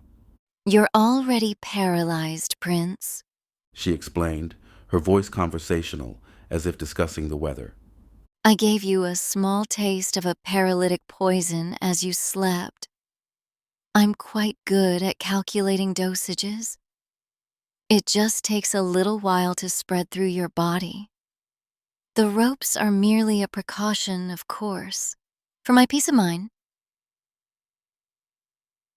She chuckled. She knelt beside him, her face inches from his. Her eyes glittered, reflecting the small light that was illuminating the room. You're an unwanted prince. You're in somebody's way. No. My job is simply to help get you out of the way. Unwanted? In the way? The words echoed in Dante's mind, replaying over and over. His thoughts, frantic and disjointed, searched his memories of anyone he may have wronged before his mind settled on an unforgiving thought. Did my father? No. Did King Hawthorne? A chilling possibility, a grotesque betrayal, solidified in his mind. Did he hire this assassin? Was this entire journey, this caravan, this growing experience, just a setup to make it easier to get rid of me? A bitter, agonizing pain, far worse than any physical discomfort, twisted in his gut. The anger of the profound sense of abandonment flared hot in his soul. The beast woman rose casually, effortlessly. She bent down, and before Dante could even process her intention, she picked him up, not with strain or difficulty, but with the ease of someone lifting a kitten. Her strength alone was worrisome, terrifying in its casual display. She lifted the tent flap, and with a few silent, graceful steps, sneaked out of the camp. Dante lay cradled in her arms. The night was clear, a blanket of distant stars twinkling above. No one stirred or noticed. The sentries walked their posts, oblivious. Dante struggled in a desperate internal fight against the paralyzing poison. He couldn't move, or couldn't speak, but his mind was a churning cauldron of fear, anger, and betrayal. His mana well was now becoming a chaotic ocean within him, as he felt his raw, overwhelming emotions smashed around like a tide against a cliffside. A storm of emotions brewed within as the thoughts he had toward his situation intensified. He was angry at his father, terrified of the beast woman, furious at his helplessness. His chest and arms started to glow a faint purple where his scars were. Then, on the clear night, without a whisper of wind, the air began to churn. A deep and ominous low rumble vibrated through the ground. The stars above flickered, then vanished behind rapidly swirling clouds that materialized out of nowhere. Within seconds, a howling gale tore through the camp, whipping tents into frantic sails, extinguishing campfires with furious gusts, and sending dust and debris swirling. Rain hammered down thick and relentlessly, and instantly drenched everything. A hurricane appeared as if conjured from thin air. It was wild and unpredictable, a perfect manifestation of Dante's unleashed, uncontrolled despair.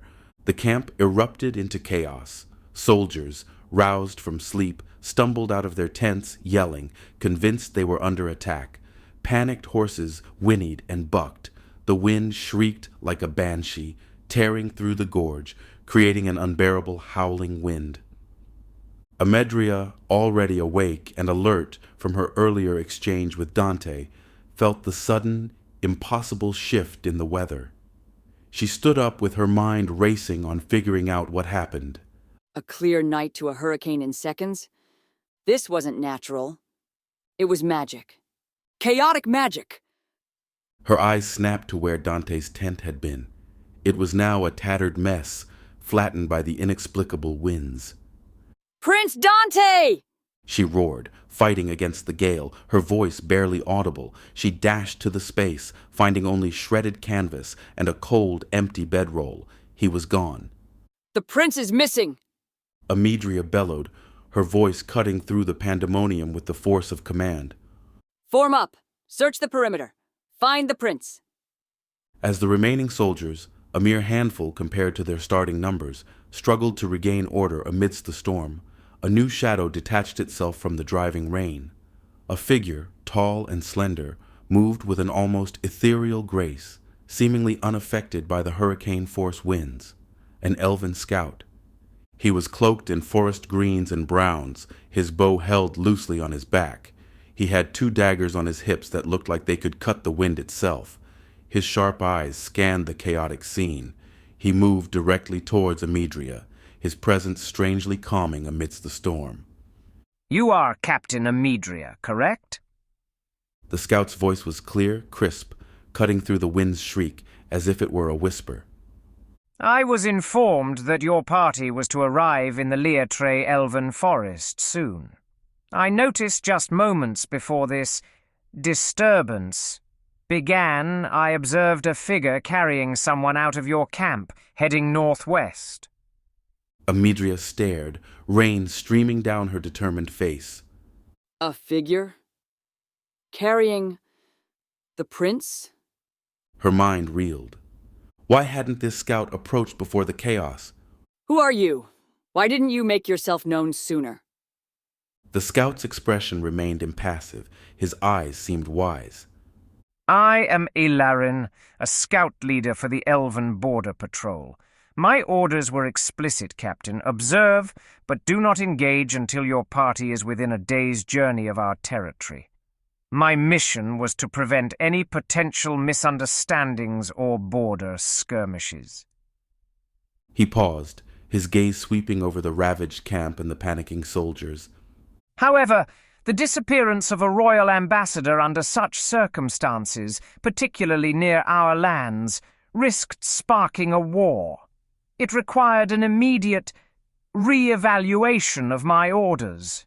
This was the most opportune moment to intervene without jeopardizing the security protocols. Amedria digested his words. Leader, so you must have a squad? 5 of us total. Ilarin confirmed, gesturing vaguely towards the dense tree line. They are securing our position and preparing to track.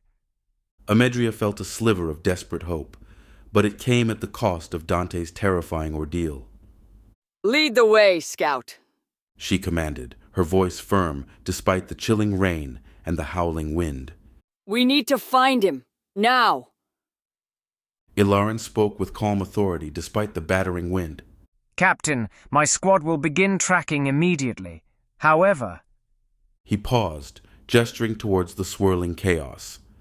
Human senses are not attuned to these conditions. The beast woman would have used this storm as cover. You would have better luck waiting until daybreak. The trails will be clearer then. Amedria's jaw clenched. Every instinct screamed at her to pursue and rescue Prince Dante immediately. But Ellerin's logic was annoyingly sound. The howling wind and downpouring rain made tracking virtually impossible, even for experienced human trackers. They'd blunder blindly into the dark, likely losing more time. As much as I despise waiting, Amedria conceded, her voice grim. You are correct. We will stabilize the camp and prepare to move out at daybreak. Hopefully, by then, you will have located him. Her frustration was a bitter taste, but she swallowed it, focusing on what made the most sense. How strong is your squad? Are they prepared for a possible head-on fight? Ellerin smirked and crossed his arms, giving a fierce stare at Captain Amedria. We are the vanguard of Liatre. We are prepared for any threat to the woods, Captain. With a silent nod, he melted into the rainy night, his presence now indistinguishable from the storm itself. Just a little warning, this chapter is a little brutal and a bit gory. You have been warned. Chapter 18. Far from the immediate chaos, in a secluded forest, Nicholas stood leaning heavily on a gnarled staff that seemed as old as he now felt. His silver hair, which used to be full of life, now looked thin and strikingly white, contrasting sharply with his quickly aging skin, marked by the wisdom and exhaustion of many centuries. He shut his eyes, feeling the thunderous sounds of the bizarre storm not just in his ears, but all the way down to his core. His mana well, which used to feel as endless as a wild river, now seemed like nothing more than a tiny puddle, just a fraction of what it used to be. Driving the cosmic dragon out of their realm had really taken a toll on him. He might still be powerful, but he's now weak and just a shadow of the archmage he used to be. He rarely touched his mana now, conserving the precious remnants. Each spell felt like it drained and eroded his already fragile existence. Yet he felt him, Dante, the surge of raw, unchanneled power, so vast and chaotic, was so undeniably his. Such raw potential. Nicholas whispered, the words lost to the wind. Feels like an uncontrolled rage. He knew what this storm meant. Dante found himself in a tight spot. Given the magnitude of the magical turmoil around him, it was clear that things were serious. Nicholas considered casting a teleportation spell to speed up his arrival, but he was well aware that it would sap his mana reserves significantly. The unknown dangers that lay ahead loomed large, and he realized he couldn't take the risk of wasting precious mana. Those days of impulsive bravery were behind him now. The chilly, damp breeze rushed past Dante as the beast woman kept up her quick pace. She alternated between running and leaping from tree to tree, practically gliding around unrestrained. He tried to strain against the ropes, tried to move a finger, a toe. A little tingle in his fingers and a slight twitch in his thumb filled him with a rush of hope to escape his predicament. The poison was wearing off slower than he wanted, but he was sure it was faster than it was supposed to be. The poison was wearing off slower than he'd hoped, but he was pretty sure it was still happening faster than it was meant to. His youthful and energetic physique, combined with his vast but turbulent pool of mana, was pushing back, fiercely dispelling the numbing influence. He clenched his teeth as a quiet thunderstorm brewed within him. He poured every bit of determination into his muscles and nerves as he felt another subtle twitch, followed by another, ripple through his body. He could feel the coarse fabric of the beast woman's cloak against his cheek, the slight sway of her powerful stride. She paused her movements and studied Dante. He felt her tightening her arm around him. Then, a sharp, concussive blow slammed into the back of his head. Darkness consumed him, swift and absolute, dragging him back into the terrifying depths of unconsciousness. Dante's dreamt again, but this time he was a furnace. No longer a rabbit, he was a raging inferno, formless and consuming. All he could think about was fire. White-hot flame, licking at everything, incinerating obstacles, reducing his enemies to ash. The betrayal, the helplessness, the shame of being dismissed, it all fueled the roaring blaze. He was a whirlwind of raw fury, craving nothing but to ignite, to annihilate, to purify with searing flames. The chaotic mana coursing through him warped his wish, longing not to control his magic, but to release devastating destruction. Hours later, as the hurricane began to subside into a mere gale, Ilaren and his scout squad found it. A hidden hollow, nestled deep within a thicket of old gnarled trees. A crude lean-to, camouflaged with moss and branches, served as the hideout. She has to be in there. Ellerin signaled silently to his squad. They spread out, gliding silently like shadows. 2 mages were weaving their spells.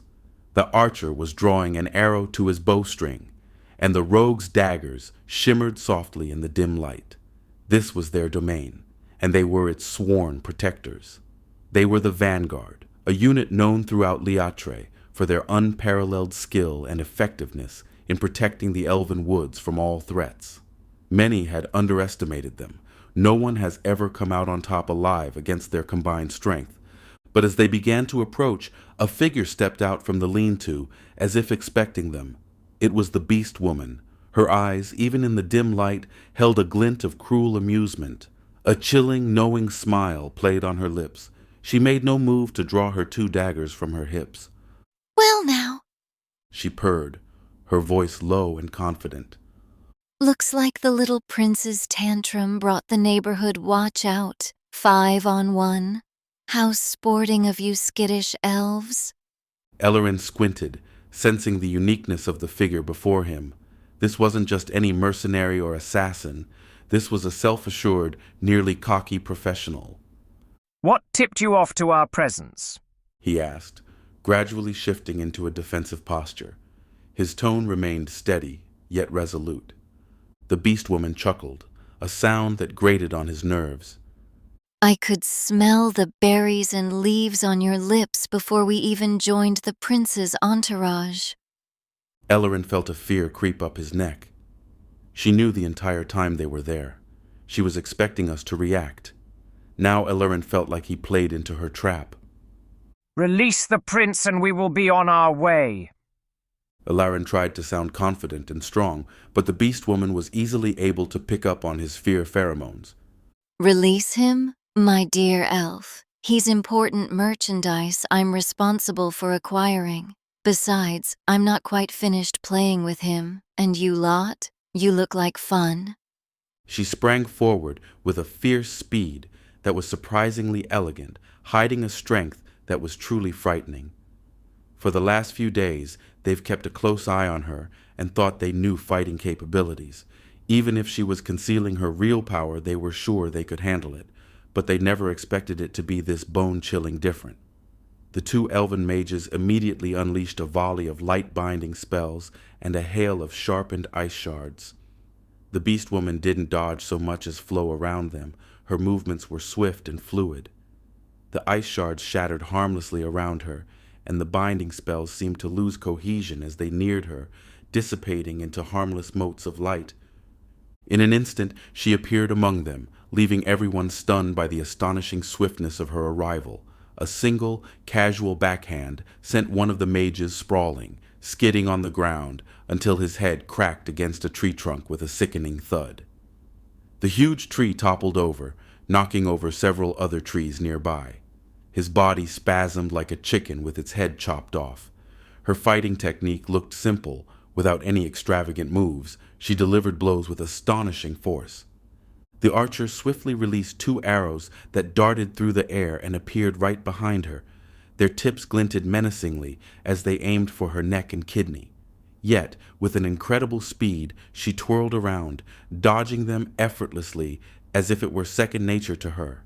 She suddenly showed up beside him just as he was about to take another shot, leaving him frozen in a state of panic. With a grip that felt like steel shackles, she clamped down on his wrists and twisted sharply. A horrifying crack rang out as the archer let out a choked cry, agony flashing across his face as his wrists snapped. Before he could fall, she drove her knee into his chest, then flung him aside like a rag doll. He hit the ground with a thud, struggling to catch his breath, but she paid him no mind, her eyes already locked on her next target. You're good, Ilaren murmured, his voice tight, his own daggers now drawn. He sprinted to meet her before she could chase after the other mage. Mana surged through his blades, unleashing a wave of searing heat. He spun around, but his strike only met empty air. She effortlessly ducked beneath his furious attacks, moving with the agility of a seasoned fighter. In a swift motion, she backflipped and kicked him away just as an arrow zipped by, barely missing her head. The beast woman lunged toward the rogue who had shot the arrow. Realizing how easily she'd dispatched the other archer, the rogue dropped her bow and drew her daggers. With a fierce fighting spirit, she aimed for the beast woman's joints. Just before impact, the beast woman slid her foot along the ground, flinging mud into the rogue's eyes. With a fierce swipe of her claws, she targeted the rogue's neck. Just a hair's breadth from impact, Ilaren burst onto the scene, kicking the rogue aside, but not before her claws rake across the rogue's arm. Determined to keep fighting, he shifted his mana into a different element, summoning a fierce wind that howled around his blades, growing in intensity. He swung wildly at her vital spots, but he miscalculated and launched a striking attack at what he thought was an opening. She swiftly dodged beneath his blade, maneuvering around his arm and delivering a swift kick that sent him crashing into a nearby tree. With a smirk, the beast woman then turned her gaze toward the distant mage who was focused on channeling mana. Ignoring the rogue's futile attempt to catch up, she charged forward, ready to close in on her target. The mage flung bolts of raw energy, but they seemed to bounce off effortlessly, her skin shimmering faintly, before she retaliated with a terrifying speed, resuming her pursuit. His pathetic attempt at a shield spell shattered like glass against the momentum of her charge. With a sickening wet crunch, her left hand's claws locked onto his chin. With a bestial roar, she tore away. The sound of tendons snapping and bone shearing was nauseatingly clear as his entire lower jaw, complete with teeth and tongue, was ripped clean from his skull and flung away, causing a grotesque spray of blood and tissue. The mage couldn't scream, as frothing, bubbling gasp of air escaped the gaping raw cavity of his throat, his eyes wide with terror and pain. But the beast woman was far from done. Faster than a blink, she lunged, her powerful hands clamping down on his shoulders. With a guttural growl that vibrated through the air, she pulled. A horrific, tearing rip echoed through the silence as his right arm was violently wrenched from its socket, causing a geyser of blood to erupt from the ragged stump. Before he could even register the impossible agony, she twisted, and with another sickening, shredding tear, his left arm followed, spraying blood across the muddy ground. His ruined body, now little more than a torso, buckled. As he began to topple, the beast woman delivered the final, horrific blow. With a lightning-fast, upward strike, her claws raked across his face and skull. There was a sound like a ripe melon bursting as his head was violently torn open, the top of his cranium shearing away, exposing the pulpy gray matter within. His ruined corpse crashed into the dense underbrush with a final, gruesome thud, his body twitching for only a moment before lying utterly still. It was no longer a fight. It was a terrifying massacre. They had definitely underestimated her capabilities and were now paying the price. It was as if she were a parent play-fighting children, demonstrating her overwhelming superiority without truly fearing them. The renowned vanguard, the protectors of Liatre, were being toyed with. Eventually, only Ilarin and his loyal rogue Lyra remained. Lyra was bleeding from a deep gash on her arm, and her breathing was ragged. She had once been known for her deadly precision with daggers and unmatched technique with her whirlwind of blades, but even she was faltering, causing panic to overwhelm her. Ilarin caught Lyra's eye, a desperate plan forming. He shifted his stance, subtly. He performed a series of hand gestures, a code only the most elite scouts understood. Greenleaf, shadow dance, snake walk. You need to disengage. Return to camp. Tell them what we found.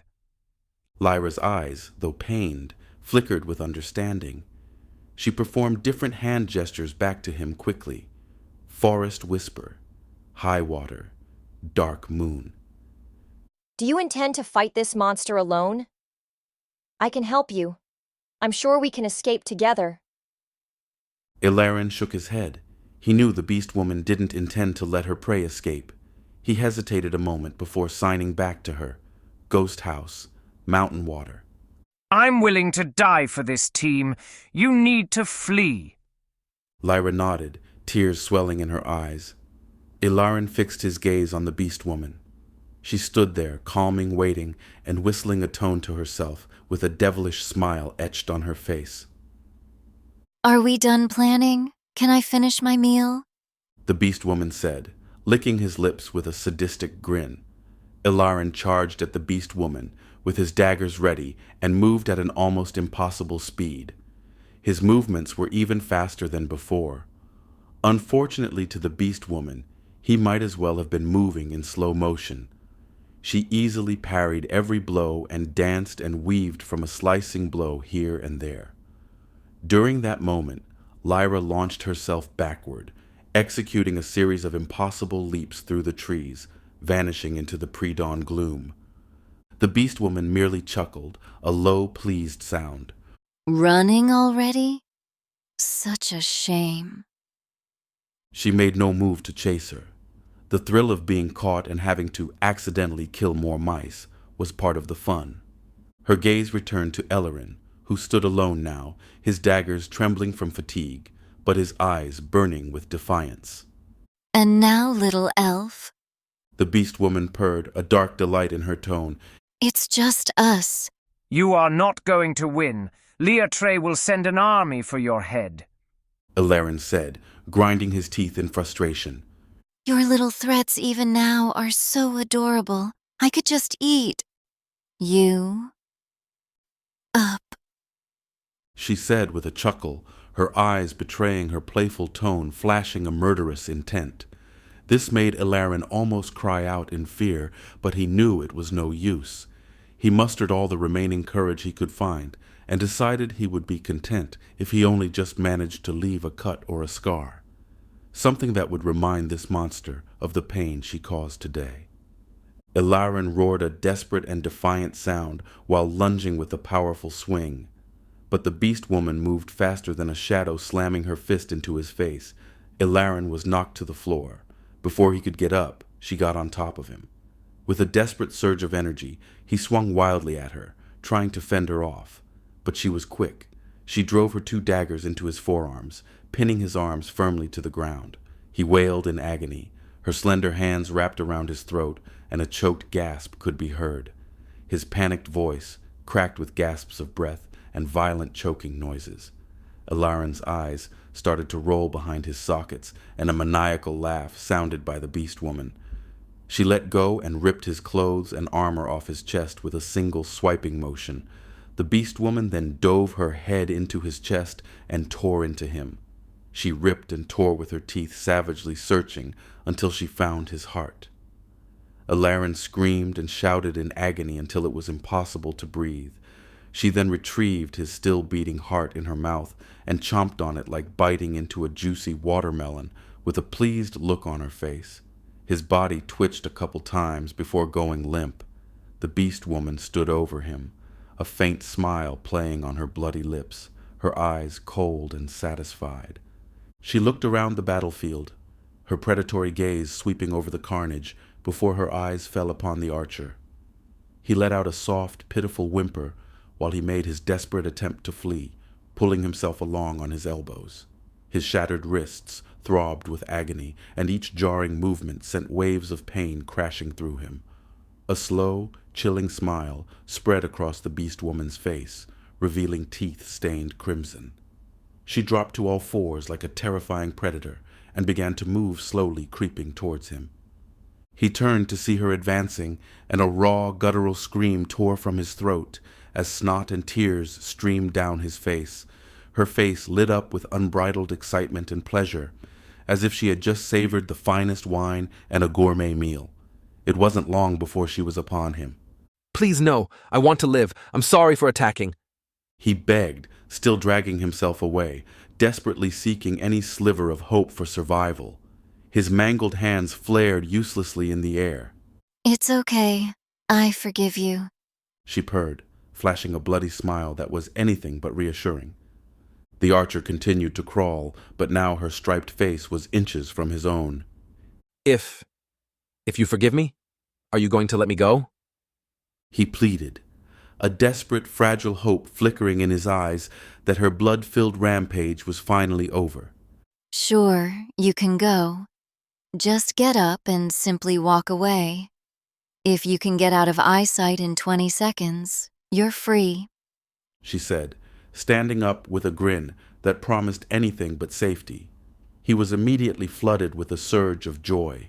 He tried to stand, but his joy was instantly crushed. He crumpled back to the ground, his heart sinking. He looked down and saw one of his legs was a limp, useless mess. His gaze shot up to her, and a bloody dagger was clutched in her hand, the blade now unmistakably covered in blood. Then the full, blinding agony of something severed surged through his leg before the entire limb lost all feeling, leaving him an even more helpless, twitching mess. Go on, little rabbit. Clock's ticking, she said, her tone sickeningly cheerful. He thrashed, whimpering, trying to move, but his body wouldn't move fast enough. His remaining leg kicked at the mud and grass, dragging his broken form just inches across the ground. His broken wrists flopped uselessly as he tried to push himself, leaving streaks of blood. The beast woman watched, unmoving, her grin widening as the seconds ticked by. The light in his eyes, once hopeful, dimmed quickly, replaced by pure, unadulterated terror. He pushed himself, sobbing, pulling at the ground with his mangled hands until they tore and bled. No, no, no, no, no! The archer yelled in a panic, directing his emotions toward an invisible audience. His breaths grew shallow and uneven, as he scanned his surroundings frantically, searching for the nearest tree to take cover behind. Although the closest tree was just 6 feet away, it felt like it was miles out of reach. 10 seconds passed. 15. Just as the 20th second approached, his whimpers ceased, replaced by a ragged, desperate gasp. The beast woman lunged with her powerful claws extended, clamped around his head. She used her other hand, pinning his body in place. There was a horrifying crunch as she wrenched, pulling with her immense strength. The sound of vertebrae snapping and flesh tearing was sickeningly clear, as his head was ripped clean from his shoulders, a fountain of blood erupting from the severed neck. She raised the dripping head up for a moment, the archer's eyes still darting around in a mix of confusion and pain. With a primal grunt of satisfaction, she brought her strong hands down together, crushing the skull with force. There was a wet, exploding pop as his head burst apart, brain matter, bone fragments, and blood splattering across the dense underbrush and dripping from her claws. His headless corpse crumpled to the ground. The game of cat and mouse was over for now. Chapter 19. Dante awoke to sharp and searing pain. He was suspended with his wrists and ankles bound by crude ropes, dangling precariously from the hideout ceiling. He looked around and saw he was in a hut that seemed to be made with mud, leaves, and branches. He looked at the ceiling and noticed it looked like several trees were placed together unnaturally. Liked they were forcefully uprooted and were leaning on each other to not fall over. Most likely her doing. He tried to move but found himself flailing needlessly. His muscles screamed with a dull ache as the paralyzing poison felt now like a faint memory. His mind, however, was agonizingly clear. Below him, the beast woman knelt by a small, crackling fire with a faint, predatory smile playing on her lips. She held a small, wicked claw, and with a casual, almost bored flick of her wrist, she scraped it across Dante's suspended bare thigh. A deep gash tore in his leg, and a raw, involuntary scream of agony erupted from Dante. He had never experienced pain and agony of this level. He thrashed, a useless, pathetic struggle against his bonds. She watched him, her eyes gleaming, a low, guttural purr rumbling in her chest. "Ah, there it is," she whispered. Her voice sent chills down his spine. "Such music to my ears, little prince." Then, with an almost tender gesture, she produced a small, clear vial from her belt and sprayed its contents onto the wound. A cool, tingling sensation spread, and the pain instantly receded, the flesh knitting itself back together with alarming speed. She healed him, only to slash at his chest this time. "Ah! Fuck you! You crazy bitch! Who the fuck are you?" Dante screamed through clenched teeth. She chuckled at the prince's outburst. "Me? You can call me Lily. I'm not going to give you my actual name, though. Silly boy," Lily said, laughing to herself. She started to slowly walk around Dante, observing him, watching his muscles twitch, his breathing, the sweat, panic pheromones, and his reactions. "So, why does anyone want to get rid of a cursed prince?" She mused, more to herself than to him, as she traced over Dante's disgruntled face with long, sharp claws. Dante snatched his face away, and she dug one claw slowly down the center of Dante's chest, causing him to emit another wail of pain. She took in a deep inhale with an overly satisfied look on her face. Her face blushed with a look of pure affection. "Oh, Prince, I think I love your screams the most. So pure, young, all innocent, sweet," she said with a purr in her voice. Dante struggled for breath but it felt constricted and dry. He tried to will himself to not scream again, as his eyes burned with hatred. She grinned as she sprayed more of the liquid on his fresh wounds. "I didn't know you saw the vial, you know. I heard your little talk with the captain. A perceptive little thing, aren't you?" Her gaze flickered up to his with a teasing grin. "No matter. There's no rush to get rid of you, not yet. Something unexpected turned up, you see?" She continued, her voice soft, yet dangerously. made me accelerate my timetable. Such a powerful presence hovering on the periphery. Wouldn't want him to get in the way of my mission, now would we? He had no clue who she was referring to, but he couldn't shake his frustration about being in this messy situation in the first place. Thoughts of his father raced through his mind, and he couldn't help but wonder if his dad really saw him as such a joke that he'd even consider having him killed. Did he really think he was that much of an embarrassment and disgrace? Come now, little prince. Show me more of that innocent side of you. As she drew nearer, her claw slowly approached his face. Dante's eyes widened in fear, and he struggled even more against his bonds. As the sun began to rise, it casted its rays over the battered camp.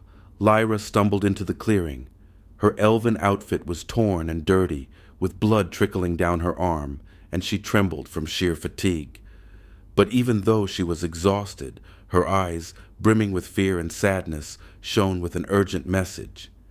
Captain Amidria! She shouted, collapsing onto one knee. A couple of soldiers swarmed around her. She was a stranger, but she knew their captain's name. It wasn't long before a soldier came back bringing Captain Amedria with them. She studied the elf and her heart sank. Lyra struggled to hold in a cry, covering her mouth. Captain Amedria knew in her heart what happened, but knew she had to ask anyway to get a clear picture. Report. What happened to everyone? Amedria said, her eyes fixed on Lyra's broken form. Lyra looked up and saw Amedria's dominant expression oozed safety, calming Lyra slightly. They're gone. All of them. Alarin, he's dead. The beast woman. She slaughtered them. She knew we were coming. Amedria felt a sickening lurch in her stomach. Lyra's words, raw with grief, confirmed Dante's earlier, dismissed accusations. Regret twisted in her gut with a sharp and bitter feeling. She had underestimated him, and underestimated how serious the threat was. She was sure of her strength and thought she could overcome whatever got in her way. At that moment, a silhouette appeared from the peaceful woods. Nicholas walked along the narrow path and spotted the campsite. As soon as he arrived, everyone turned to look at him, and their worries seemed to vanish. Nicholas took a moment to size up the group, counting heads, and a troubled expression crossed his face. Captain, Nicholas said, his voice calm, assessing the devastated camp. Where is Prince Dante? Amidria quickly summarized Lyra's story, detailing the terrifying fate of the scouts and everything that had unfolded since they left Thesian. Nicholas listened intently, a serious look on his face. Just as I suspected, he murmured, staring off into the distance. I always thought he'd find himself in trouble, but I didn't expect it to happen this fast. I should have come along sooner. That boy's power, it's just asking for disaster. She doesn't realize the kind of danger she's got by her side. He turned to Amedria, his look determined. We need to act fast. Lyra, can you show us where this hideout is? Lyra, despite her injuries, nodded grimly. Yes, Archmage. The rescue team was now gathered. Amedria, Nicholas, Lyra, Rourke, a handful of royal guards, and Rourke's crew. They rushed forward, driven by a sense of urgency as the morning sun spilled its golden light, stretching shadows across the damp, quiet forest. They found the hideout less than 4 hours later, nestled in a particularly dense thicket. The smell of a campfire hung in the air. As they approached cautiously, a figure appeared from the thicket. It was Lily, her eyes piercing through the shadow she hid inside. Well, she purred, her smile wide and chilling. Welcome back, little mouse, and it seems you brought back more visitors. I knew letting you go was a good choice. She flashed a wicked grin that sent shivers down Lyra's spine. She thought she got away due to her own skill and Alarin's sacrifice. When she remembered her last words with him, she grimaced. She then looked around and only saw bloodstains, her face twisted in frustration. Where's my squad's bodies? What did you do to them? Lyra shouted, her fury overwhelming her, momentarily eclipsing her fearsome presence. Lily tilted her head, her tongue darting out to wet her lips, and began to caress her stomach in a slow, circular motion. Lyra's eyes went wide with horror as she bolted toward Lily, daggers drawn and tears streaming down her cheeks. But before she could get far, Amedria appeared in her path and swiftly struck with the hilt of her sword, landing a blow across Lyra's neck before she even had a chance to react. Lyra crumpled to the ground, unconscious. Without a word, Amedria simply gestured, and a soldier hurried over to lift Lyra's limp body. Lily let out a frustrated sigh, shaking her head at Amedria. She then glanced at Nicholas. Looks like an old-timer has come along for the ride, too. Nicholas Granfrey. She briefly glanced at the aging wizard, a hint of real fear flashing in her eyes before she quickly masked it. Nicholas's reputation loomed large, even now that he was past his prime. This shifts everything, she realized. With him involved, I can't afford to dawdle. The mission needs to pick up the pace. Nicholas's eyes blazed in fury. Release the prince, assassin. This game ends here. The beast woman simply chuckled, her focus now entirely on Nicholas. My game has barely begun, old man, and you, in your weakened state, are hardly a threat. With a sudden, terrifying burst of speed, she lunged directly at Nicholas. Just as she was about to close the gap, Captain Amedria and Lieutenant Rourke sprang into action like a coordinated team. They zipped forward, blocking her path. The clash of Amedria's gleaming sword, shining like a silver flash, against Lily's twin-curved daggers rang out, slicing through the peaceful stillness of the forest. Meanwhile, Rourke unleashed his giant battle axe in a sweeping motion, making Lily twist away just in time to dodge the incoming strike. The forest floor erupted in chaos. Every blade swing from Amedria, every axe chop from Rourke, met Lily's brutal strength with explosive force. The ground around them tore, dirt and stone sent flying, tree roots splintering. Shock waves of pure concussive power rippled outwards from their duel, flattening underbrush and causing nearby trees to shudder violently. It seemed like an even fight, a clash of titans. Amedria moved gracefully and swiftly, twirling around Lily as if she were a whirlwind of lethal steel. Meanwhile, Rourke was making his mark as a formidable opponent, unleashing a fierce display of raw power with his axe, each strike reverberating with devastating force. Nicholas watched, his eyes narrowed, sensing the subtle shifts in power. On the surface, it appeared to be a stalemate, a glorious and brutal dance. Nicholas had a different perspective. He sensed it in the atmosphere. Lily's unyielding, vibrant energy was steadily taking over. Amedria and Rourke were battling with all their skill and energy, but Lily was toying with them, saving just enough stamina to slowly exhaust them with her overwhelming power. Their duel was literally reshaping the forest around them, trees splitting, giant rocks shattering under the sheer force of their blows. Quickly! Nicholas commanded, his voice urgent, his gaze still fixed on the tremendous struggle. Let's find the prince, now! The rest of the royal guards and Rourke's crew, sensing the seriousness in Nicholas's voice, sprang into action. They rushed into the makeshift structure and came across Dante, hanging limp and unconscious. Without wasting a moment, they started chopping at the thick ropes that bound him, their blades slicing through the tough fibers with urgency, racing against time to rescue their prince before Lily unleashed her full, fearsome wrath on them. Chapter 20. The air was electric, filled with the sounds of clashing steel, as Amedria and Rourke kept Lily at a distance. Meanwhile, Nicholas pressed his hand against Dante's forehead, and a calming wave of energy flowed through him, chasing away the final traces of his paralysis. Dante's muscles began to twitch and then jerk as feeling returned to his limbs. They finally managed to free Dante and placed him down on the ground. Dante fought to stand up on shaky legs, and without thinking, he instinctively reached out and pulled Nicholas into a tight, unexpected hug. Nicholas stiffened, surprised by the unexpected display of affection from the aloof prince. It's all right, Dante. Nicholas murmured, gently patting his back, his voice low and calm despite the chaos erupting around them. It's over now. Everything's going to be better now that I'm here. The comforting words were abruptly interrupted by a loud crash from outside. Everyone quickly dashed to see what had happened, only to be met with a huge cloud of dust. Once the dust cleared, it was clear that Rourke had been thrown backward, landing hard in the brush with his axe flying off in another direction. He let out a painful groan as he hit the ground, his body twisting at a strange angle. Nicholas squinted thoughtfully at Lily while she continued to fight Amedria, and the lingering traces around her faintly appeared. Aha! She's channeling mana in her fighting. He burst out, a sudden realization dawning on him.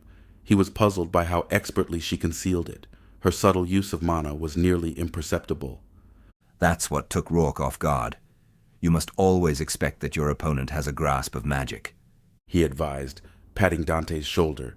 Dante's attention was already pulled away as he watched the amazing battle unfold before him, his eyes growing wide with surprise. He had never realized just how powerful Captain Amedria truly was until this moment. Someone quickly go heal the lieutenant. I'm sure someone has to have a potion on or a scroll on them. As if snapped back to reality, a couple of the soldiers immediately ran over to help Rourke.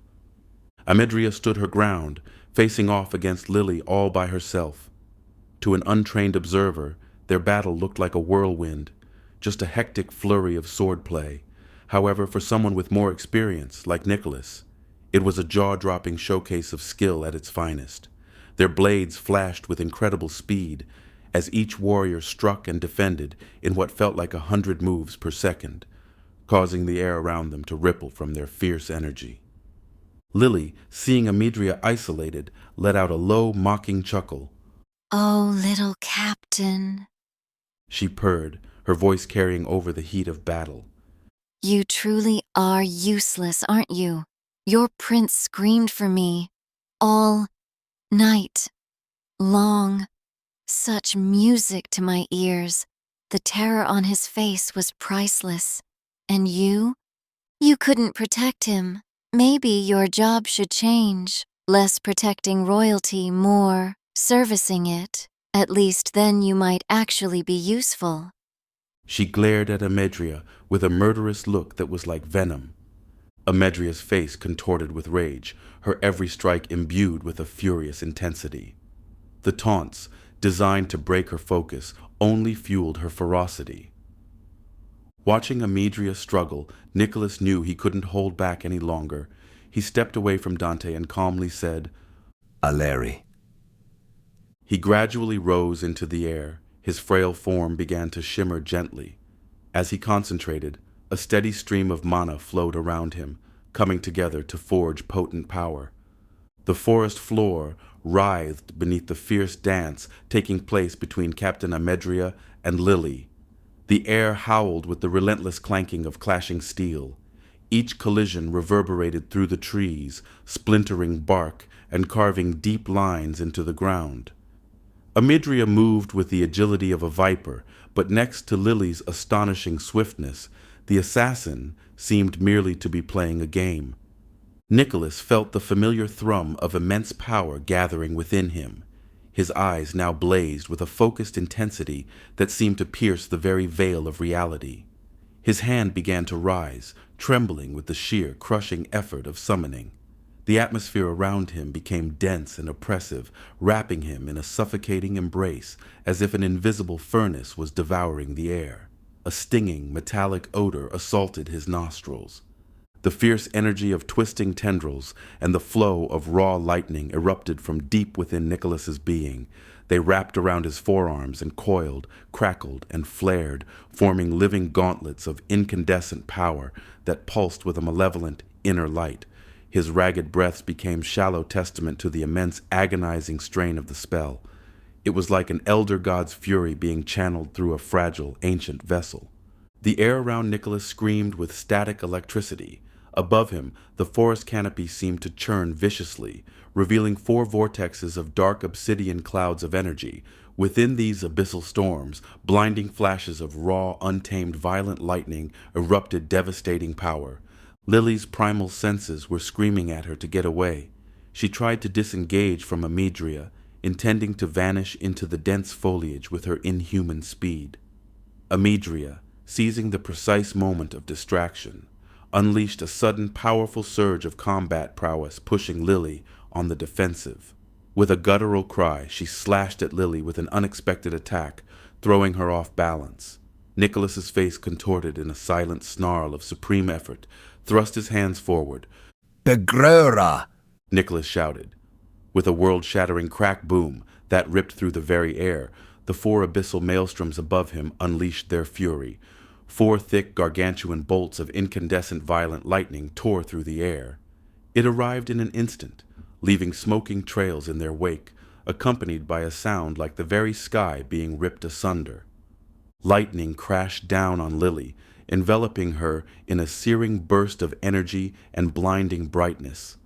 The ground beneath her disintegrated, creating a smoldering pit. With a howl of pain and fury, she stumbled away from the center of the blast, her figure still giving off wisps of smoke. Yet she remained upright, standing defiantly, proof of her incredible strength.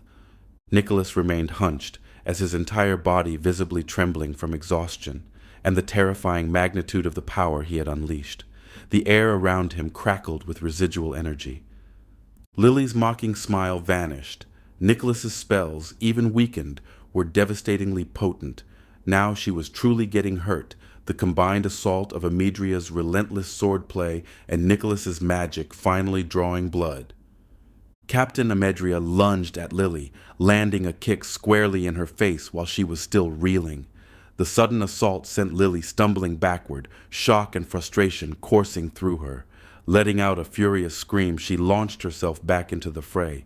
The 2 resumed their fierce combat, but now Amidria was firmly in control, showcasing her impeccable skills and dominating the encounter with precision.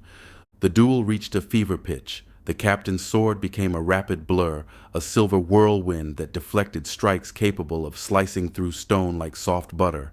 Lily responded in kind, her daggers transforming into a dazzling display of shimmering steel. Their clash was breathtaking, a chaotic dance that seemed to tear through the very heart of the forest. Surrounding trees quivered, bark splintering as stray strikes skimmed off their trunks. Nicholas, still regaining his strength from earlier exertions, concentrated his centuries of arcane wisdom to assist Amedria. Whenever Lily's impossibly swift assaults threatened to breach the captain's defenses, Nicholas would conjure a flickering arcane barrier, a translucent shield of sparkling energy that would appear just in time to redirect a deadly dagger or cushion a powerful blow. Each shield took a toll on his aging body, visibly straining him, but it bought Amedria precious moments to stand her ground against the furious assassin. The battle raged wildly, a whirlwind of clashing swords and rushing air filling the clearing. Lily fought with a growing frenzied intensity, her anger driving her to push Amidria back. Nicholas knew he had to use another big spell and slow Lily down, if only for a moment. He reached into his mind, tapping into the lingering water of last night's hurricane. Deep underground, he sensed the massive stores of water left behind by the storm and drew on that power, making the forest shudder. Suddenly, the ground groaned, and moisture dripped from the leaves back into the air. In a breathtaking moment, 2 enormous serpents of swirling muddy water burst from the ground beside Lily. These water beasts were alive with swirling debris, boulders and timber trapped in their powerful forms. The water serpents lunged like crashing waves, ready to trap Lily in their crushing embrace. Dante, feeling the surge of mana, seized his moment. With Nicholas showcasing his immense magical prowess, Dante longed to prove his worth, to show he wasn't useless and could master his chaotic energy. He focused, channeling lightning within him. Nicholas's relentless attacks chipped away at Lily's formidable defenses. Each strike from him and Amedria's precise blows caused the beast woman to falter. Her growls turned from wrathful to weary. She was slowly being overwhelmed, the combined strength of mage and warrior tipping the scales. As Nicholas prepared for another punishing strike, a sharp shout sliced through the chaos. "Look, old man!" Nicholas turned to see his grandson, Dante, with arms outstretched and a familiar dangerous glow of chaotic mana swirling around him. "Dante, don't! Stay out of this!" Nicholas shouted, his focus shattered like glass. He scrambled to conjure a protective barrier for Amedria, who had just been caught off guard by a brutal lunge from Lily. With a swift, savage swipe, Lily left a deep gash on Amedria, causing her to falter. In that split second of distraction, Dante's concentration faltered, twisting the raw magic within him into something wild. "Bagrora!" Dante yelled, and a jagged surge of crackling electricity careened sideways, buzzing with chaotic energy. It hit Captain Amedria directly in the back, causing her to let out a scream of agony as the shock propelled her 20 feet away, tumbling across the ground. The pressure on Lily evaporated in an instant. Lily's eyes glinted with a wild predatory excitement. This was what she was waiting for. She lunged at Nicholas, aiming for a deadly blow. Dante's heart raced in horror as he saw Nicholas, caught off guard by Amedria's accidental incapacitation, suddenly becoming vulnerable. A wave of panic swept through Dante like a crashing tide, urging him to tap into his magic with frantic intensity. "Strike her down!" He thundered in his mind, desperately wishing for lightning to flash. Yet his chaotic magic misfired, mirroring the chaos roiling inside him. Instead of a sharp lightning bolt, a gigantic fireball as big as a house burst from his hands, blazing with an overwhelming heat. The massive fireball shot across the clearing, catching Lily completely by surprise as she focused on delivering the fatal blow to Nicholas. There was no time to react. With a thunderous boom that rattled the surroundings, the inferno collided with her, engulfing her in a violent explosion of flames and smoke. Scorched dirt and splintered leaves flew outward. Dante smiled at the destruction, panting heavily, a wave of satisfaction washing over him. "I did it," he thought, convinced the fight was over. "That crazy bitch Lily is dead." But as the smoke began to dissipate, a charred figure slowly emerged. Lily was badly injured, her skin burned and peeling, revealing raw wounds beneath. Her protective barrier, which had absorbed so many of Nicholas's attacks, was now completely shattered, but it had saved her from being annihilated. She was undeniably hurt, yet her eyes, once playful, now blazed with rage and a murderous intent. She looked at Dante, then at Nicholas. Playtime was over.